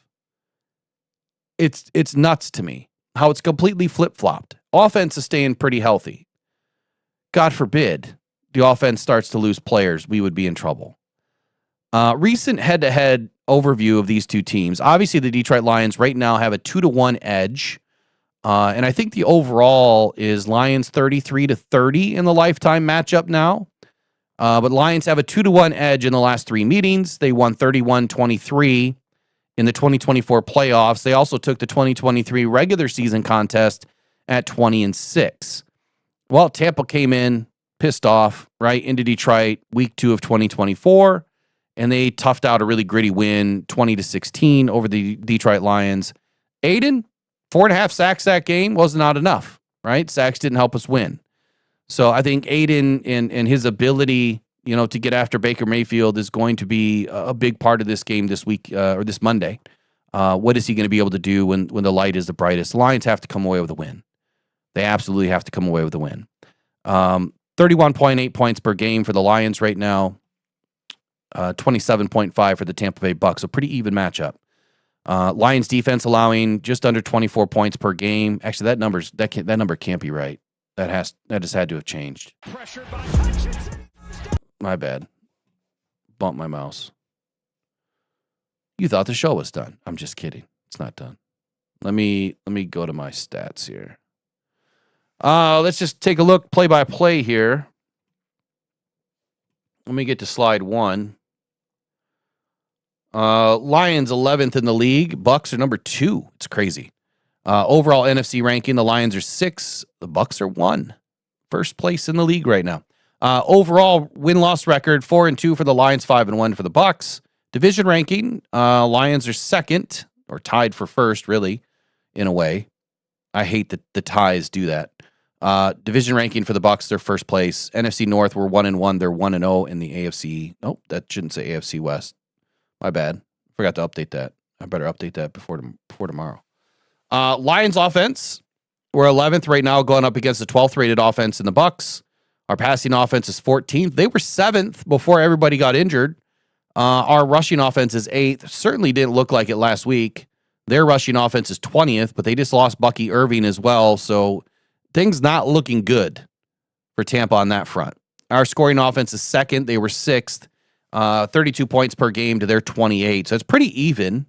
And then when you look at the defensive side, our total defense is still ranked 9th. We're still a top 10 defense in the league, not including the Thursday night game and how that may have changed a few things. Total defense for the Bucs, they're 14th. Both passing defenses, okay. Lions obviously nursing a lot of injuries here. Still a top 15 passing defense, which doesn't seem like it on the field, but they are. Passing defense for the Bucs, 21st in the league. There's a huge disparity between a 14th ranked passing defense and a top 10 in this league. It's huge. Rushing defense, Lions still doing pretty well at 11th, but Vita Vea and that Tampa Bay front, man, 5th against the run game, excuse me. So that's where I think the Lions are going to have their biggest fight, is on the front line. Scoring defense, Lions are 18th. Scoring defense for the Bucs, they're 24th. Lions allowing just under 24 points per game, and the Bucs 25 points per game. So a pretty even matchup there. Your Lions defense week-to-week overview here. The defensive breakdown. Well, in week 6, we were 8th, and now we're 9th. So we dropped a spot. We were the 12th rated passing defense. We dropped 2 spots to 14. The Lions rush defense was 7th. And rushing defense has dropped 4 spots to 11th. Scoring defense, we were 16th. We dropped 2 spots to 18. Points allowed per game, we were 22.4. Now we're at 24. And I'll get back to the chat here in just a moment. I just saw that pop up. Lions offense to the Bucs offense. Well, we are the 11th ranked offense. They are 14. Passing, we are 14 to their 21. Rushing, we are 8 to their 5. Scoring offense, we are 2. They are 24th. We're scoring 32 points per game. They're scoring 25. So that means that we're separated by a touchdown, and that's not going to be enough to win this game. I will not feel easy or less queasy unless the Lions are up by at least 12 points here into the 4th quarter. Lions defense again to the Bucs offense. So their 12th rated offense is going up against a 9th rated defense that has a lot of pieces missing. And that is a big concern. So that number 9 there, I think it's a little bloated. When your defensive secondary is in the trouble that it is for the Lions, I don't trust it, right? This is just the numbers. So on paper, we're a paper tiger. But in the game, we've been anything but a Lion. We have not played well defensively at all. Passing defense, we're 14th to their 7th rated passing offense. But again, that 7th rating is a little bit bloated for Tampa Bay due to their injury situation.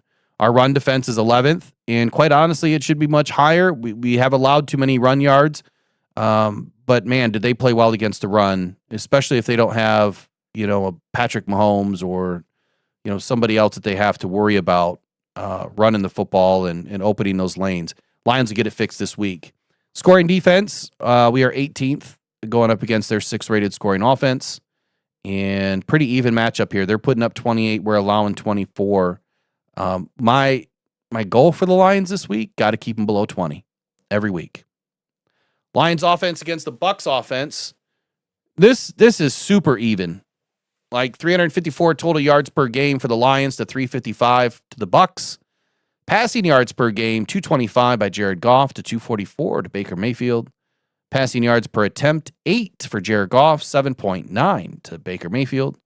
Rushing yards per game, 129 to the dynamic duo of Sonic and Knuckles, and 109 to I don't know who yet for the Bucs. Rush yards per carry, 4.4, and only 4 for the Bucs.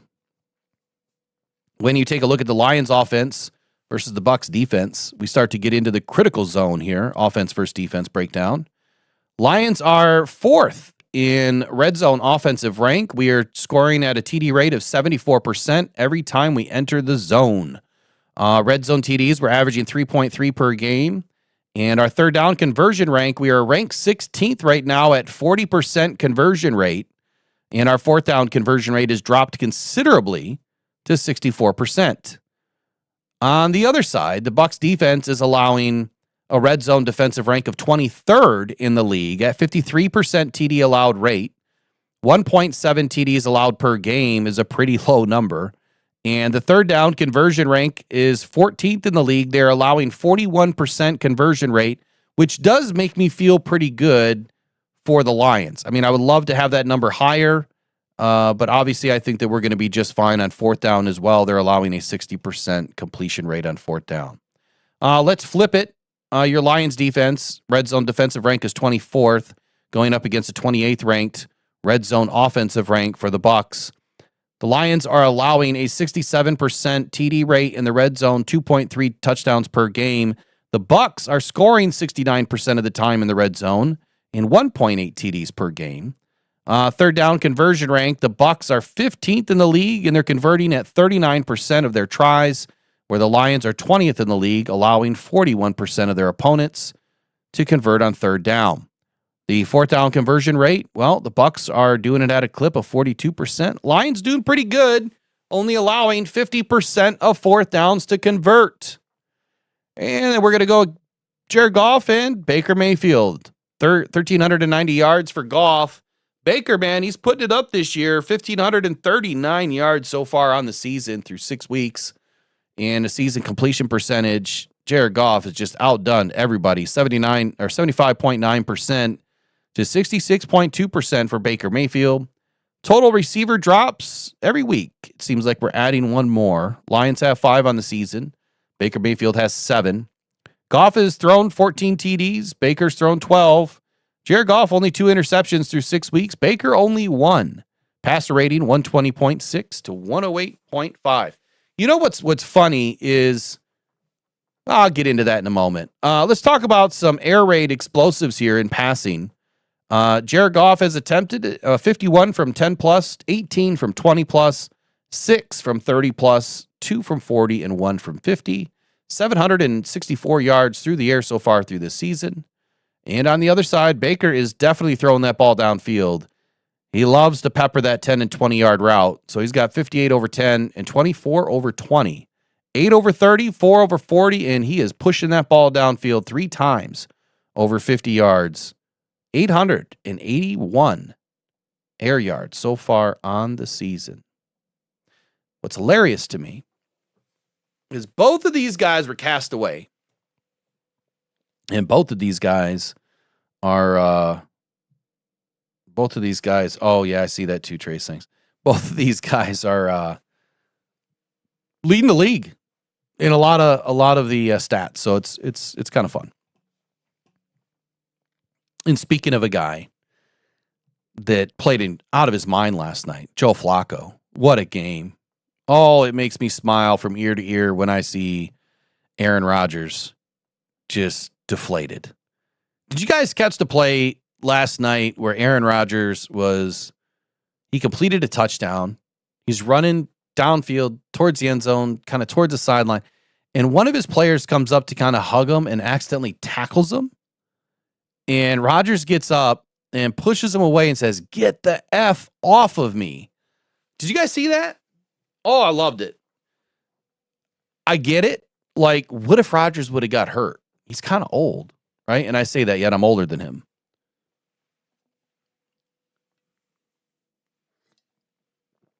He just looks older than me.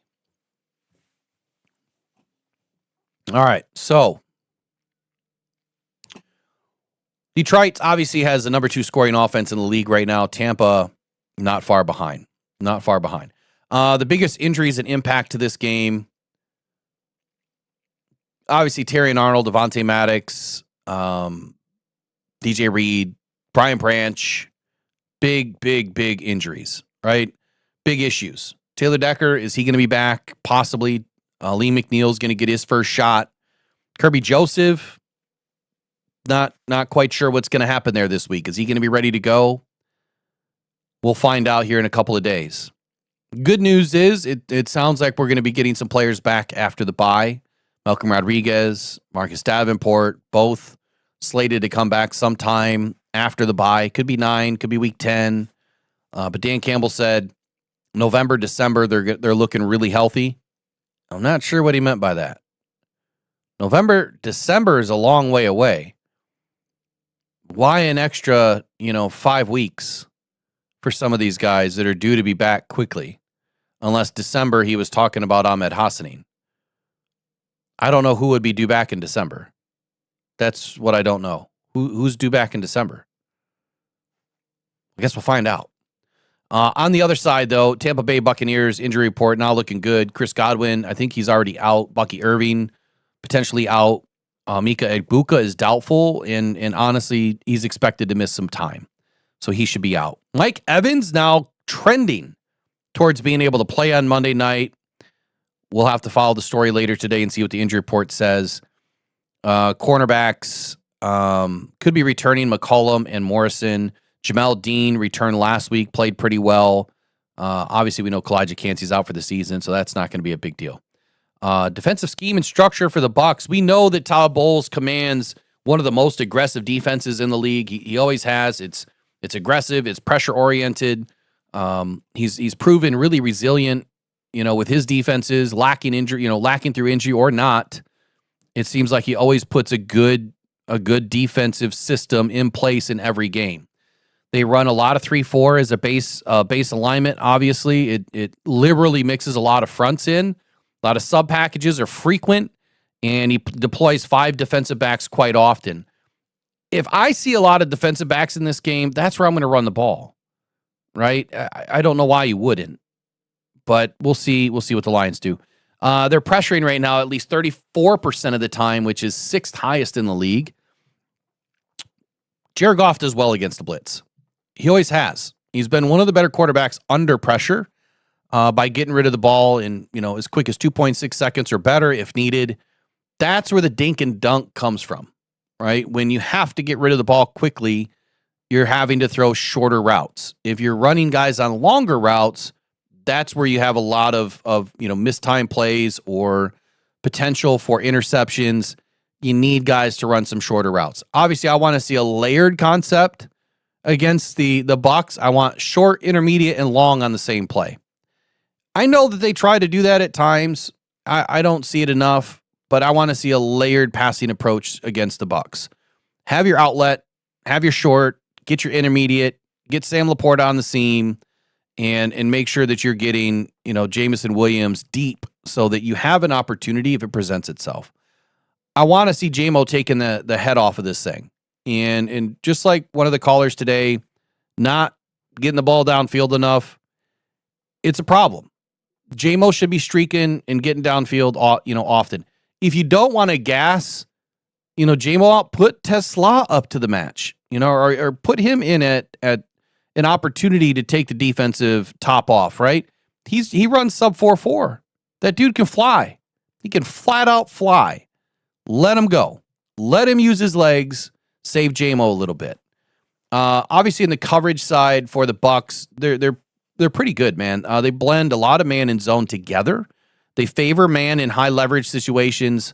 Bulls adjust coverages, obviously week to week based on the opponent, just like everybody else does, and whatever his availability is, with the personnel, again, just like every other coach does.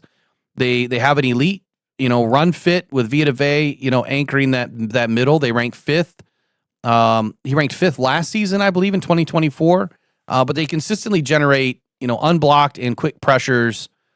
I think they're fifth fastest right now in the league. Time to pressure, 2.59 seconds. Heavy use of simulated pressure too, so they disguise a lot and then they back off, right? And so they're trying to roll their safeties over a little bit late, and that's where teams can't catch it quick enough, and it causes problems. Some of their weaknesses, though, their dropback success rate. They rank 27th in opponent dropback success rate, 21st in dropback EPA. They're susceptible to explosive plays. They give up 20-plus plays of 20-plus yards through 6 weeks. So, again, get the ball deep. You got to have the layered concept this week. Only 7 interceptions all of last season. So they're pretty good only 7 interceptions last season.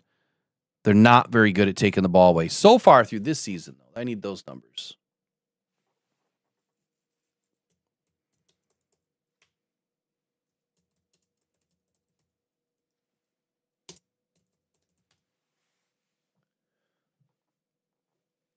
All right, so far through 6 weeks, Detroit is still +1 in turnover margin per game. Tampa Bay is plus 0.7. Plus 0.7.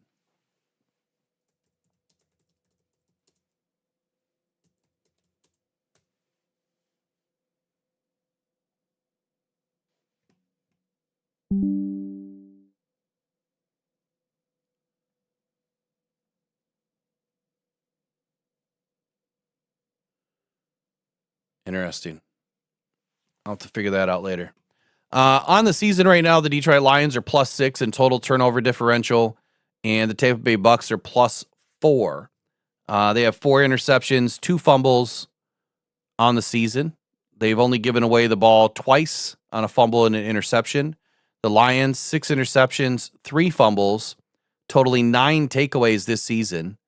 They've given away 2 interceptions and a fumble, which obviously drops them down to +6. When you look league-wide right now, man, Chicago and Jacksonville really playing well with their DB. Chicago's got 12 interceptions on the season. Jacksonville has 14. Rams 10. Pittsburgh 10. Cincinnati and the Lions both have 9. So Lions defense right now is tied for third most interceptions as a team in the league heading into week 7. If Kirby's in, look, I'm not saying that he's going to intercept Baker Mayfield this week. I don't know that the Lions are going to, put themselves into a situation where they're going to focus on turnovers as much as just trying to control the chaos, because that's what Baker Mayfield causes, is chaos. He's been doing it all season so far. If we take a look at some defensive metrics right now, for the Bucs defense, 35.8% pressure rate, they rank 8th. Blitz rate, 38.9%, they rank 2nd. Rush yards allowed, 95.3. Oh, I'm sorry, that's wrong.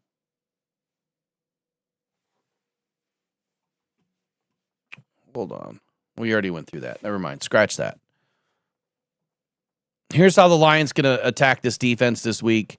So some of the keys to the game, which I'll put the rest of this together. It'll be available before tomorrow because I got to be on at 11 o'clock with the podcast, Cannon Fire podcast tomorrow. Say that 3 times fast. Protection and blitz pickup. Obviously, with Bulls dialing up the blitzes on nearly 40% of the snaps, Detroit's offensive line has to correctly ID the rushers and keep Goff clean. It's a staple every week, man. You have to keep Goff clean. You want to keep every quarterback clean. It's no different for any other team out there. The Lions line has allowed just 9 sacks, I think, through 6 games this season so far.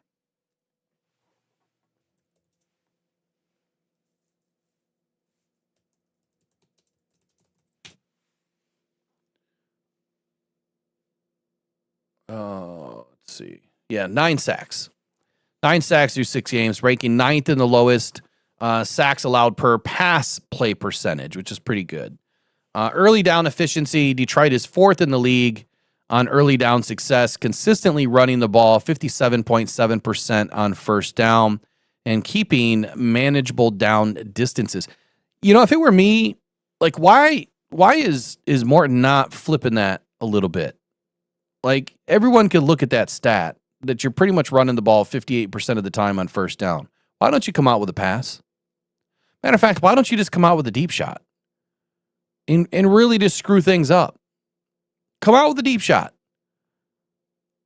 then run it, and then throw it again. Like, don't get stuck. You gotta have a different flavor, you know, sometimes. You really do. Vanilla gets old. Red zone execution. Lions are maintaining a 74.1% red zone TD rate. That number's not right either. Why are my numbers screwed up? All right, scratch that. They got to stress Tampa's coverage depth. They need to use Amon-Ra St. Brown to manipulate the matchups. Look for creative bunches. Obviously, utilize a lot of motion, pre-snap motion. The Lions already do. And St. Brown's frequent switch from slot to outside corner or outside to the boundary, really exploiting, you know, that cornerback too, depending on what the bracket coverage may or may not look like this weekend. But if the Bucs have any injuries lingering to that backfield this weekend, man, do they really need to try to isolate J-Mo? They really need to get him, you know, on somebody that is going to end up being a mismatch. It'll be interesting to see what we do, but I want to see explosive plays on Monday night. We need to be pushing the ball downfield. You know, when you look at some of the matchups in the game, obviously Amon-Ra St. Brown versus Jamel Dean is going to be a big one. St. Brown is the top 6 receiving yards, 6 TDs through 6 games, third straight 1,100-yard pace at least on the season. Jamel Dean has allowed a minuscule 20.6 passer rating when targeted, but he just came back, you know. St. Brown is obviously spending more snaps wide this year. Based on some of the analytics that I studied, it looks like he's been out wide a little bit more. Facing more of Dean, I think, in this game than usual.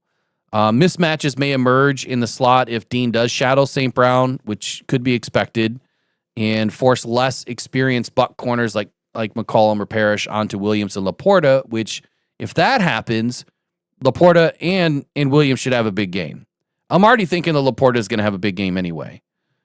St. Brown's red zone, you know, utilization has always been elite. His fourth down utilization has always been there. I think that, again, in this week's matchup, I'm looking for St. Brown to score inside the red zone first. We'll see. We'll see how the game goes. But the Lions' interior offensive line versus Villa Veda, this is going to be a matchup. Graham Glasgow has his hands full. Tate Rowledge is going to have his hands full. Both of those guys are more than likely going to be doubling up on Villa Veda and Mahogany. Wherever Villa Veda slides, he's going to be doubled up the majority of this game. So it does take away a little bit of your run game when you have to double up somebody consistently. Can they utilize Tate Ratledge to get to that second level? Hit it with a combo block, move up to the second level, isolate that linebacker, and allow Gibbs to get through. Obviously utilize the duo that the Lions run quite a bit, the inside duo. I think that's going to work fairly well against the Bucs this weekend or on Monday night. Essentially, if Glasgow and Mahogany or Ratledge can keep, Vita Vea at bay at least a little bit, I do expect Montgomery and Gibbs, to be working between the tackles a little bit more in this game. If they're forced into double teams more often, then you could see us go to that quick hitting screen too, which we were not using enough of. I don't know why we're not utilizing the screen game. We've got a guy in Jahmyr Gibbs that is absolutely insane, electric with the ball in his hand. Put him in some screens, please. I want to see it. It works. Sam Laporta versus the Bucs linebackers and safeties. Look, Laporta is among league leaders. He's one of the best tight ends in the league, and he's really good at getting yak. So I expect him to get pretty heavy target share in this game. The Bucs linebackers are experienced, but Tampa's man-heavy pressure can put stress on coverage and create some wide open zones in the intermediate seam, and that's where Sam Laporta loves to eat. He loves that little 10, 11, 12-yard range up the seam. So that's where I'm seeing, Laporta on some slower linebackers potentially in this game. Get him inside, the play action concepts, stick and nod concepts, whatever it is. Isolate Sam Laporta on these slower linebackers. If Detroit establishes the run, that just helps the play action, right? You have to use one to get to the other. On the defensive side of the football, I don't think it's really any different than what we did, a season ago or 2 seasons ago. Obviously, we run 4-3 base, multiple sub packages, but Aiden Hutchinson floating between the right and the left side. And I think you have more of an emphasis on the right end side of the defense this Monday, to attack Heck again. So he should get a good matchup here against Charlie Heck, the right tackle for the Bucs. Hutch had a 4.5 sack performance, largely against backup right tackles in that game. Let's be honest, backups of backups. And that situation is now repeating. But Heck is kind of held up decently. And he does expect to get some help probably from their tight ends on their side as chip blocks.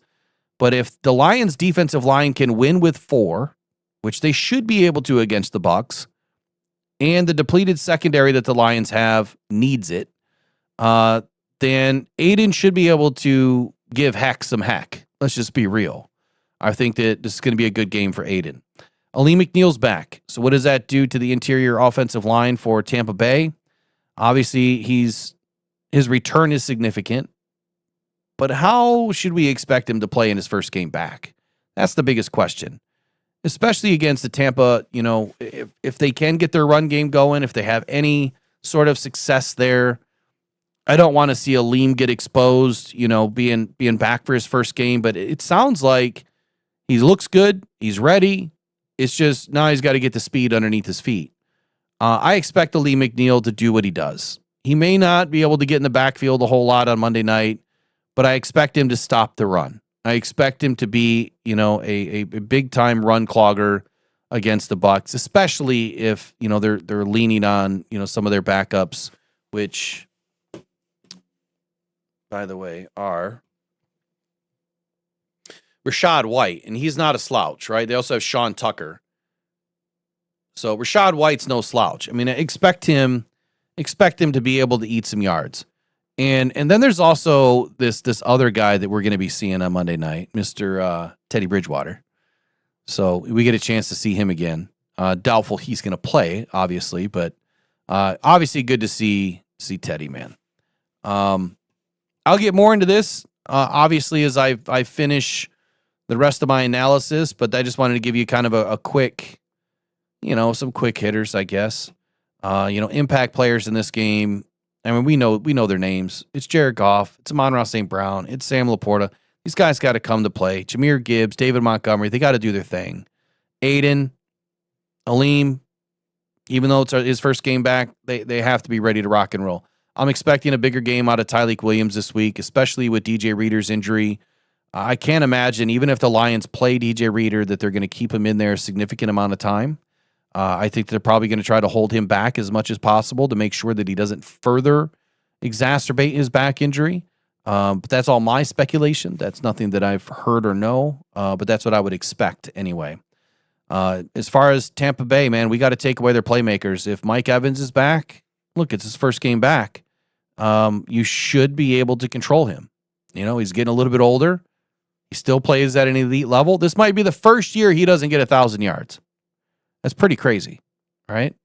But Rashad White, he's efficient in short yardage and in the screen game. So that's where the Lions need to focus, right? Shut down the screen, leave Jack over the middle, make it a primary assignment.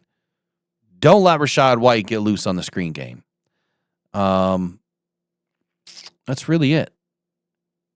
That's really it for now. Win on early downs, right? Feed St. Brown.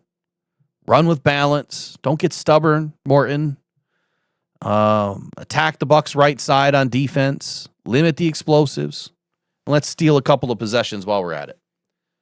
So anyway, I'll have more detail, obviously, in the keys to the game. That'll be a full video that comes out tomorrow, and in the article on DetroitFootballJournal.com. All right, I don't know how many people we have in right now. 120, 130, not real sure. We always get a big drop off after 10.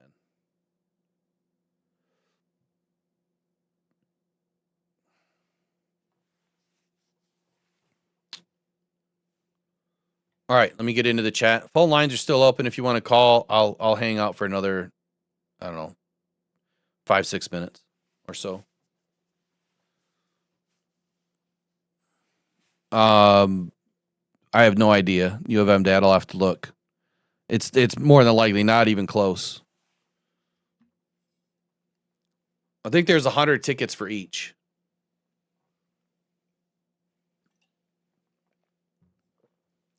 I think that there should be a counter.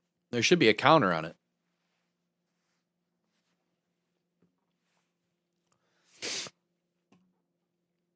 As far as Decker playing, I'm not real sure. It sounded like he was trending to play, but if the Lions can probably do without and allow him an extra couple of weeks to get healthy, I could see him going that way. I really could. Absolutely.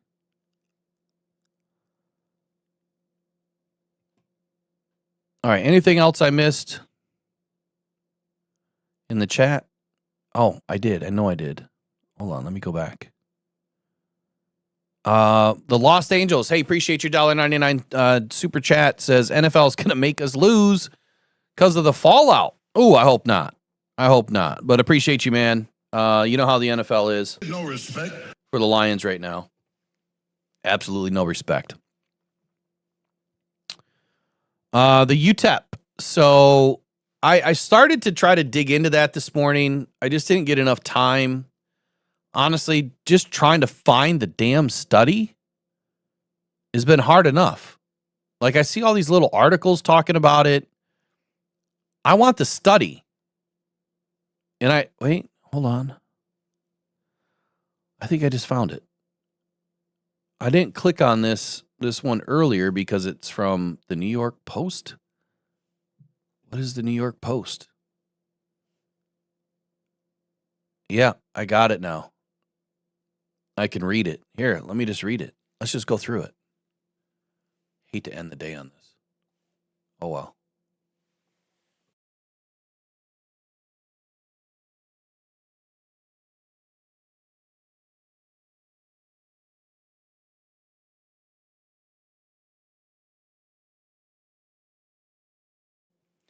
Okay, so the UTEP study reveals how financial pressure shapes NFL officiating. Judges and referee calls favored Kansas City Chiefs from 2015 to 2023. Oh, this ought to be interesting. Let me get it dialed up here. I'll take a quick break, and I'm going to get this brought in, and then when I come back in less than 60 seconds, we're gonna roll through this UTEP study.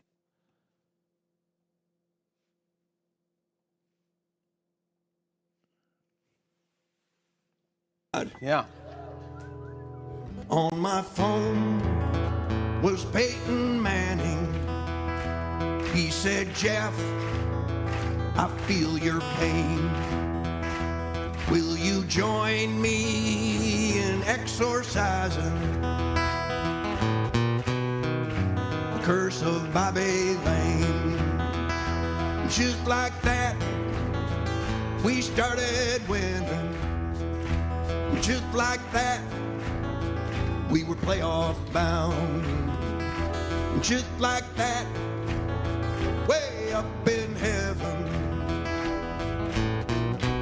Bobby Lane turned around. Say goodbye to all that sorrow. Say goodbye to all that pain. Say goodbye. Same old lion and the curse of Bobby Lane. Everybody say goodbye to all that sorrow.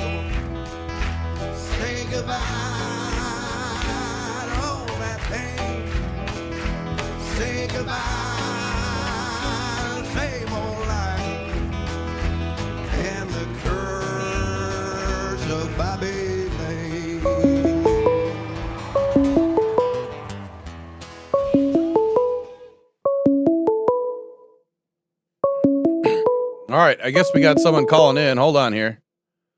All right, you caught the late one. This is Rockdown Detroit Lions. You got some background noise, though. You got to turn it off. Oh, okay. Hold on.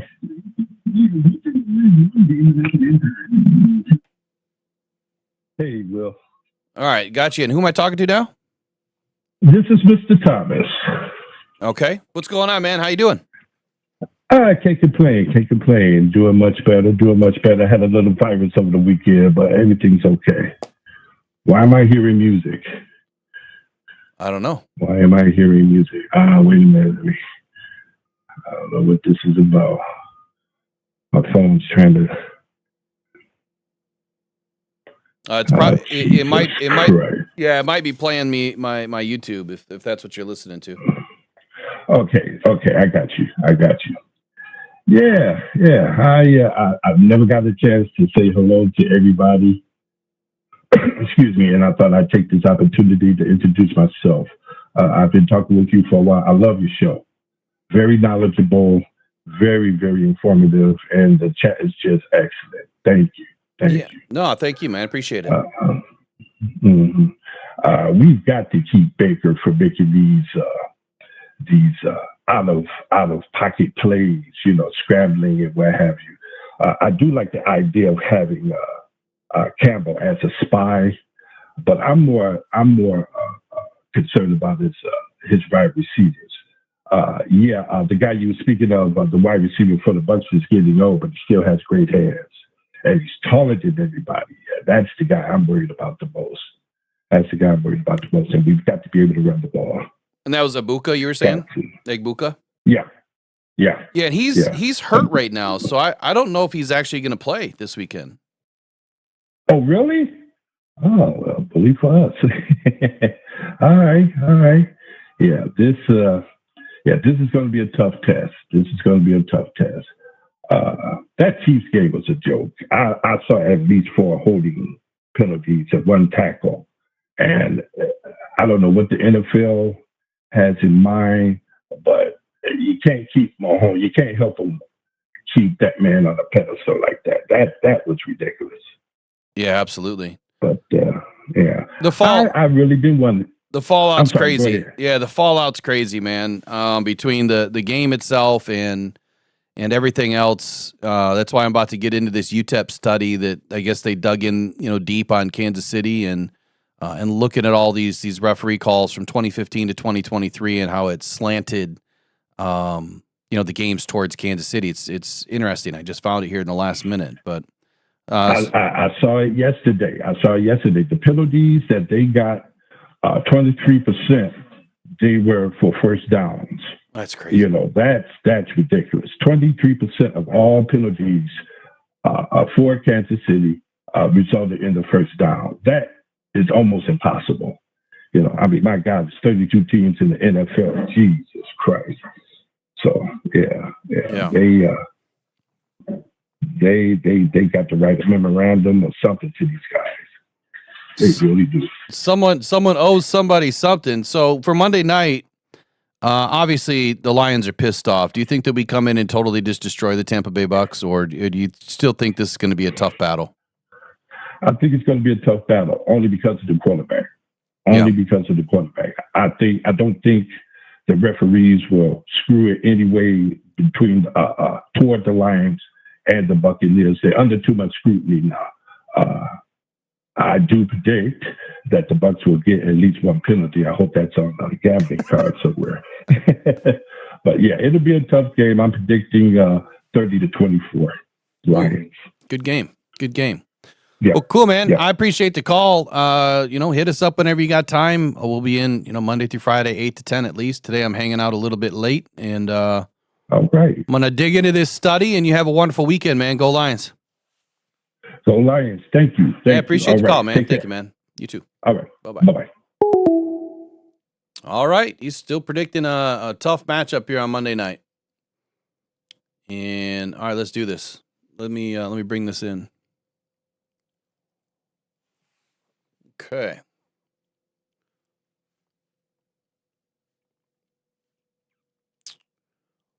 Oh, let's do this camera instead. That way I can actually look at it. Okay, UTEP study reveals how financial pressure shapes NFL officiating. Judges and referee calls favored Kansas City Chiefs from 2015 to 2023. All right, a new study from the University of Texas at El Paso has uncovered how financial incentives may subtly shape officiating decisions in one of America's most iconic institutions, the NFL or National Football League. By analyzing more than 13,000 penalty calls, wow, that's a big litmus test. From 2015 to 2023, researchers found that postseason officiating has disproportionately favored the Patrick Mahomes era Kansas City Chiefs, coinciding with their rise as one of the NFL's most marketable franchises. Marketable, keyword. Big keyword here.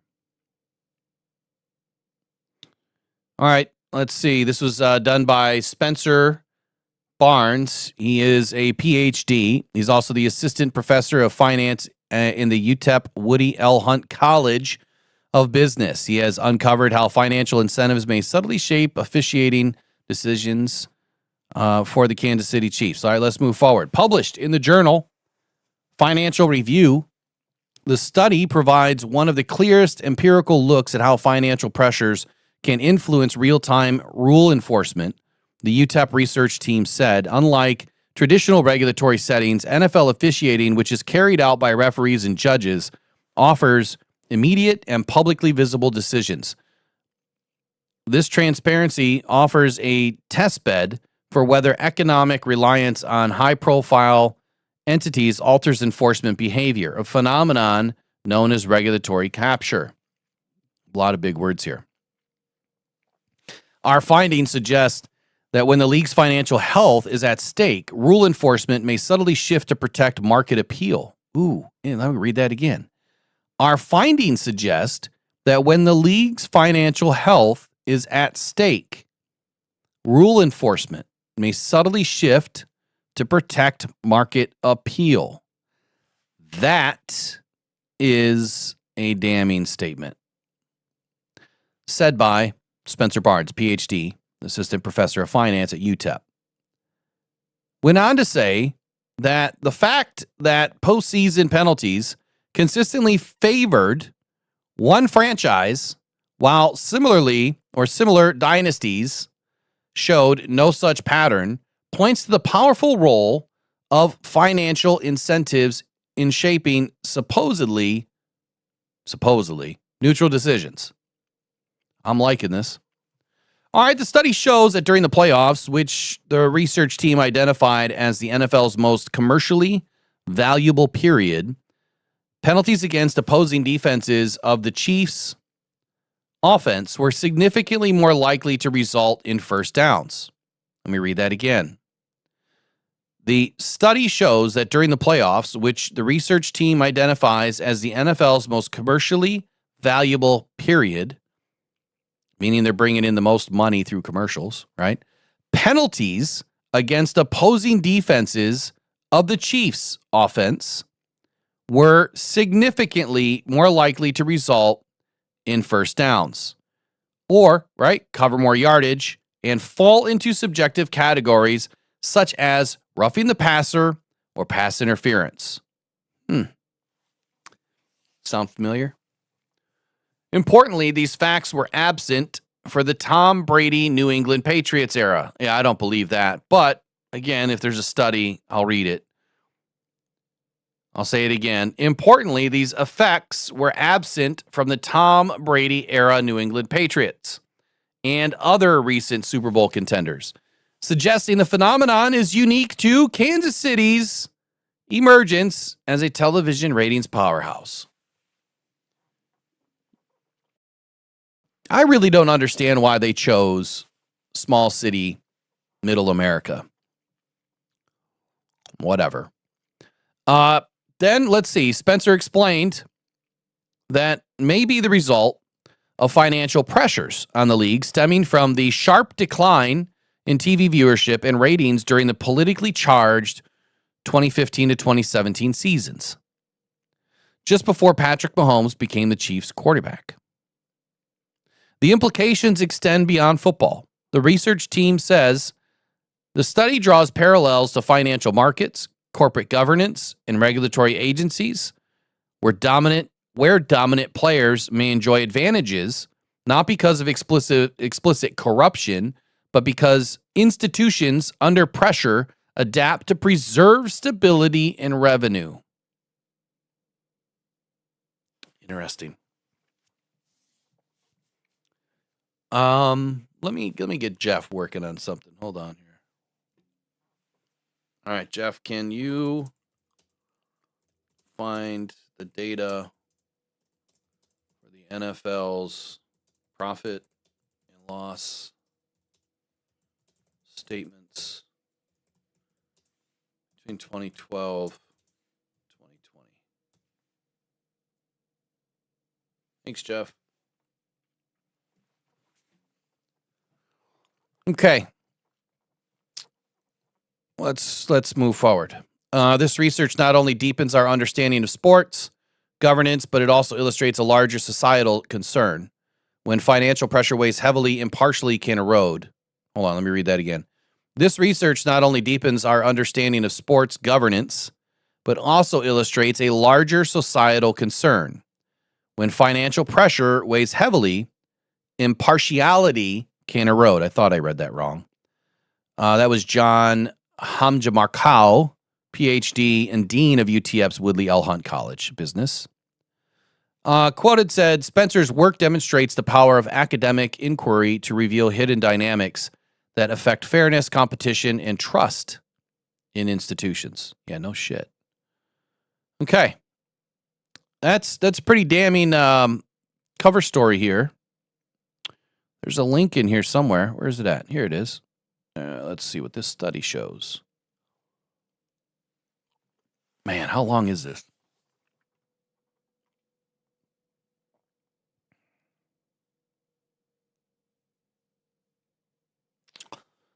Read the full text.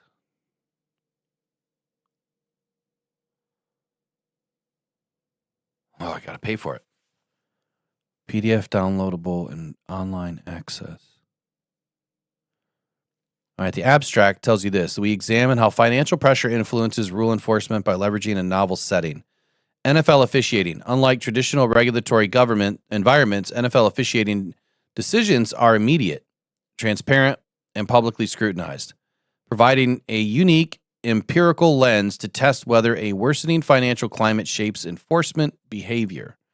Analyzing 13,136 defensive penalties from 2015 to 2023. We find that the postseason officiating disproportionately favors Mahomes' Kansas City Chiefs, coinciding with the team's emergence as a key driver of TV viewership ratings and thereby revenue. You know what? It wasn't even enough. It wasn't even enough that, here's the references, that they were winning Super Bowls. They had to rob banks too. Right? That moronic Chief fan was out there robbing all those banks at every stop along the tour for the Chiefs. So they stole your hard-earned money by going to the game, having an unfair advantage. Then they went and stole your money out of the bank too, just to throw it back in your face. Not they, that guy. And now they're screwing with us again.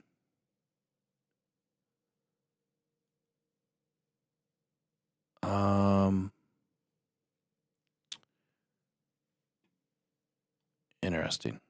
All right, I'm gonna get this downloaded, and I'll probably highlight it in the video to finish it.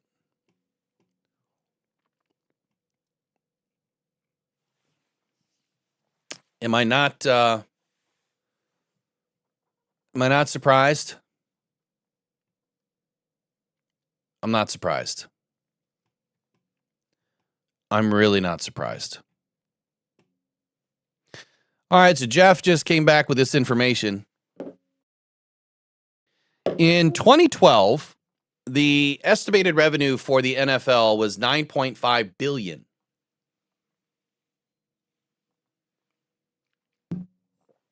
Estimated operating income, $1.3 billion. They had strong growth from TV deals and sponsorships. In 2013, estimated revenue was $10 billion with $1.5 billion in estimated operating income. Continued expansion of media rights. And then in 2014, $11 billion of estimated revenue. I mean, a franchise, I'm sorry. This I need more financial data. But to grow $1 billion year over year, that can't be correct.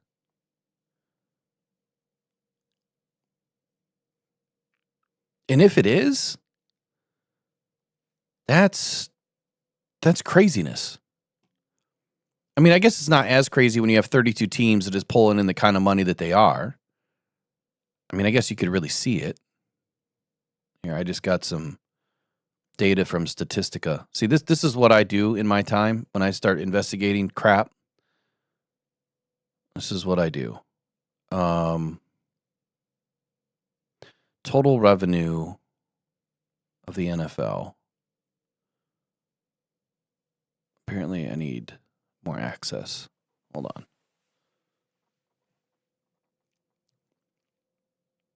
I'm gonna have to go through this. I'll highlight it in the video too, because I'm gonna have to get a Statistica account. That's $199, so I can get all the stats,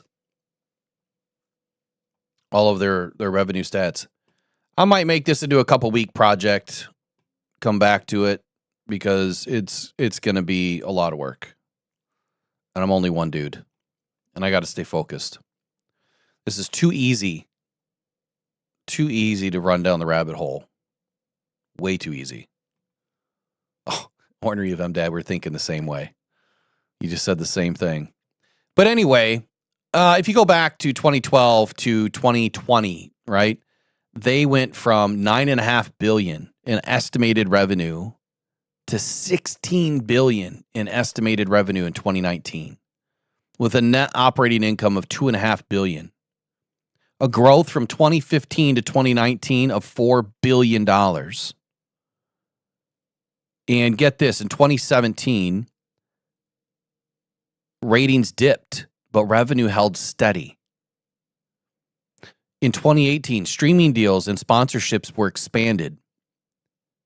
And then in 2019, the peak pre-pandemic year is when they hit their utmost trajectory, was 2019. And then to make up for all of the COVID-19 impact and the lost ticket revenue, the reduced attendance, it makes sense, doesn't it? They went from 16 billion estimated down to 12 billion. So they made 4 billion over 5 seasons, and then they lost it in one season. So, you know what they say, follow the money. It's all starting to make a little bit of sense, but until I can validate for my own eyes, think about this for a moment. Let's run down the rabbit hole for just a second.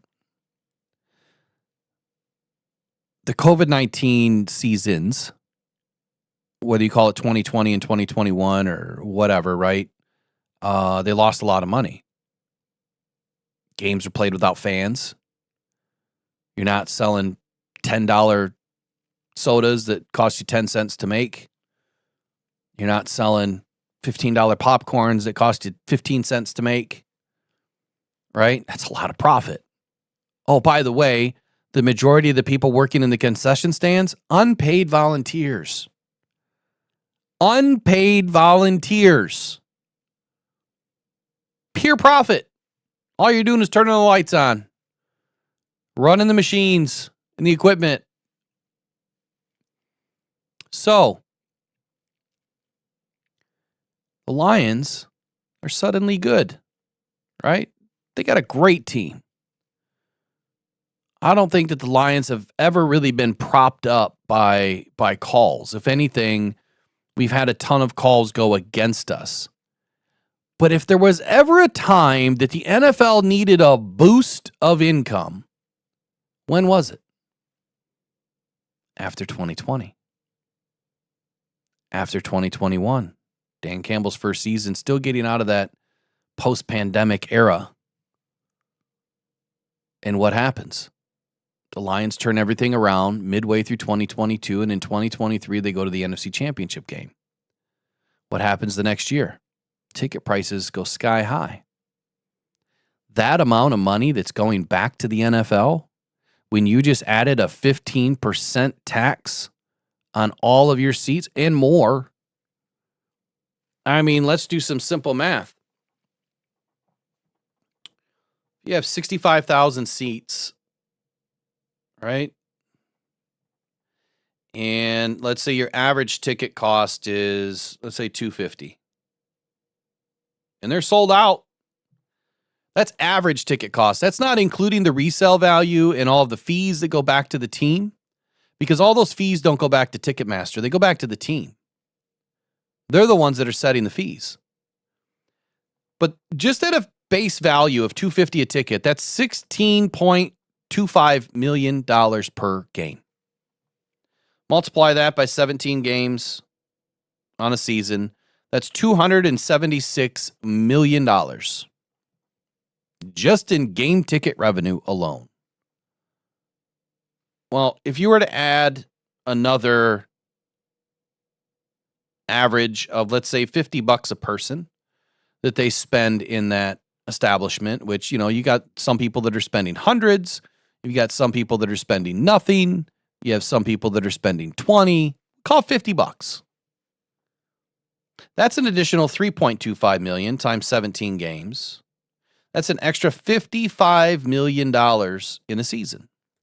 So you're talking a little north of $330 million just to show up to a game and buy a popcorn, a pop, and a hot dog.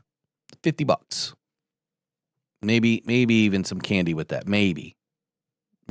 Beggars can't be choosers. 325 plus million. Now multiply that by 32 teams.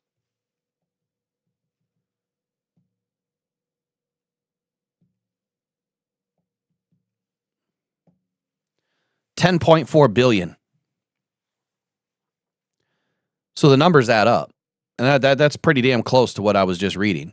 Right? $10.4 billion. Just doing quick numbers like that. That, again, does not include all of the other sponsorships, doesn't include all the other deals, doesn't include all the media rights, doesn't include all that stuff. Okay, so now you multiply that $330 million that you just brought in times 15%. Well, you just added another $50 billion to your bottom line. Well, the next year you do it again. You just went from 330 to 430. So in the course of 2 seasons, you've added $100 million to your bottom line. Because the Lions are good now. Well, they're good for another season. Are we going to get another ticket increase this year? Something tells me we're going to find out pretty soon. Before you know it, the Lions are going to be bringing in over $500 million a year in just ticket sales alone.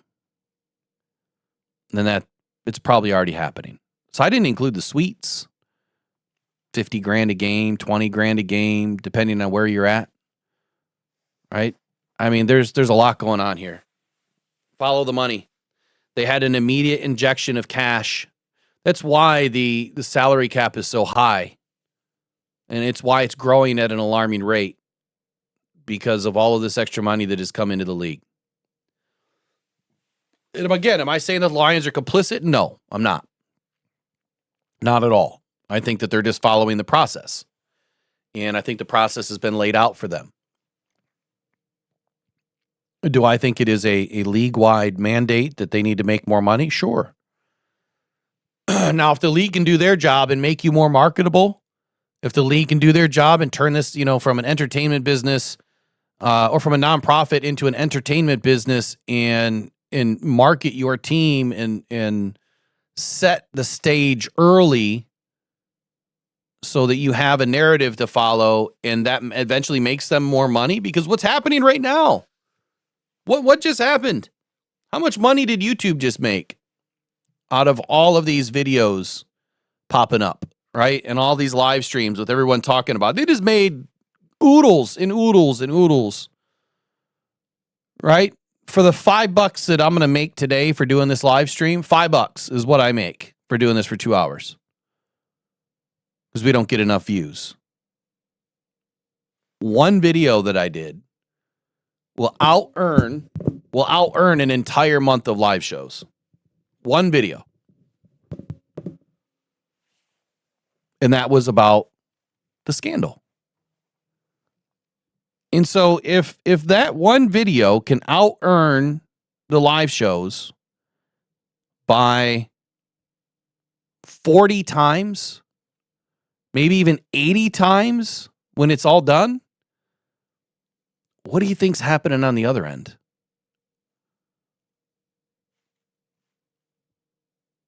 Billions of dollars to just fly in because of one scandal. It's crazy. It's absolutely crazy. All right, I'm going to end the rabbit hole. I'm going to climb back out.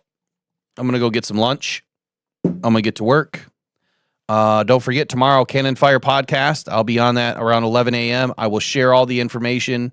It'll be available in the community section on the post. It'll be available on my Twitter. I will put it in the Voxer chat, and I will also put it into an article when I get Keys to the Game finished today. I'm probably going to have to put it out early so that we can talk about it tomorrow during the show. So you guys have all been great. Again, I can't thank you guys enough, all of the newbies, for joining the channel. And over 1,000 subscribers. We were just trying to hit 10K a week ago, and we'll probably break 11K today. That's pretty good growth. So thank you. Remember, you guys are the reason why I'm here. You are the best part of this channel. Always have been, always will be. And I can't appreciate and thank you guys enough, especially to the mod crew that are there each and every day in their volunteer capacity to help the channel, to moderate and trusting on what they do and what they believe. Just some core simple rules with this channel is we just try to live by the golden rule. And I guess that's all I really need to say. You want to do unto others as you want done unto yourself. We just try to live the golden rule. Have a voice, please. Have an opinion, all right? But my goal is to pick people up and help them. That's the goal. We're just using the channel, right? The platform to help get us there. Got a long way to go. It's a marathon. It's not a sprint. So we'll get there. And when we do arrive, we'll let you know. But we got a long way to go. So let's keep fighting forward. Lions are going to do the same. It's on to Tampa Bay. Monday night, showdown. Baker Mayfield, Jared Goff, the two former castaways of the NFL are going to match up again for what will be the fourth time since 2023. And it should be a good game. I'm just hoping that these Lions come with a 9-volt battery taste in their mouth and they're ready to go. So we'll catch you all later on. I hope you all enjoy your weekend. I'm sure I'll be back not only tomorrow on the Cannon Fire podcast, but I am going to do a makeup show over the weekend. And, it says 11K now. We must have got some more subscribers this morning. Awesome. Well, congratulations to all of you. Remember, it's your channel. I'm just here hitting go and talking. So be blessed, man. Have a good day. Go on, probably go Detroit Lions. We'll catch you in the next one. Pressured by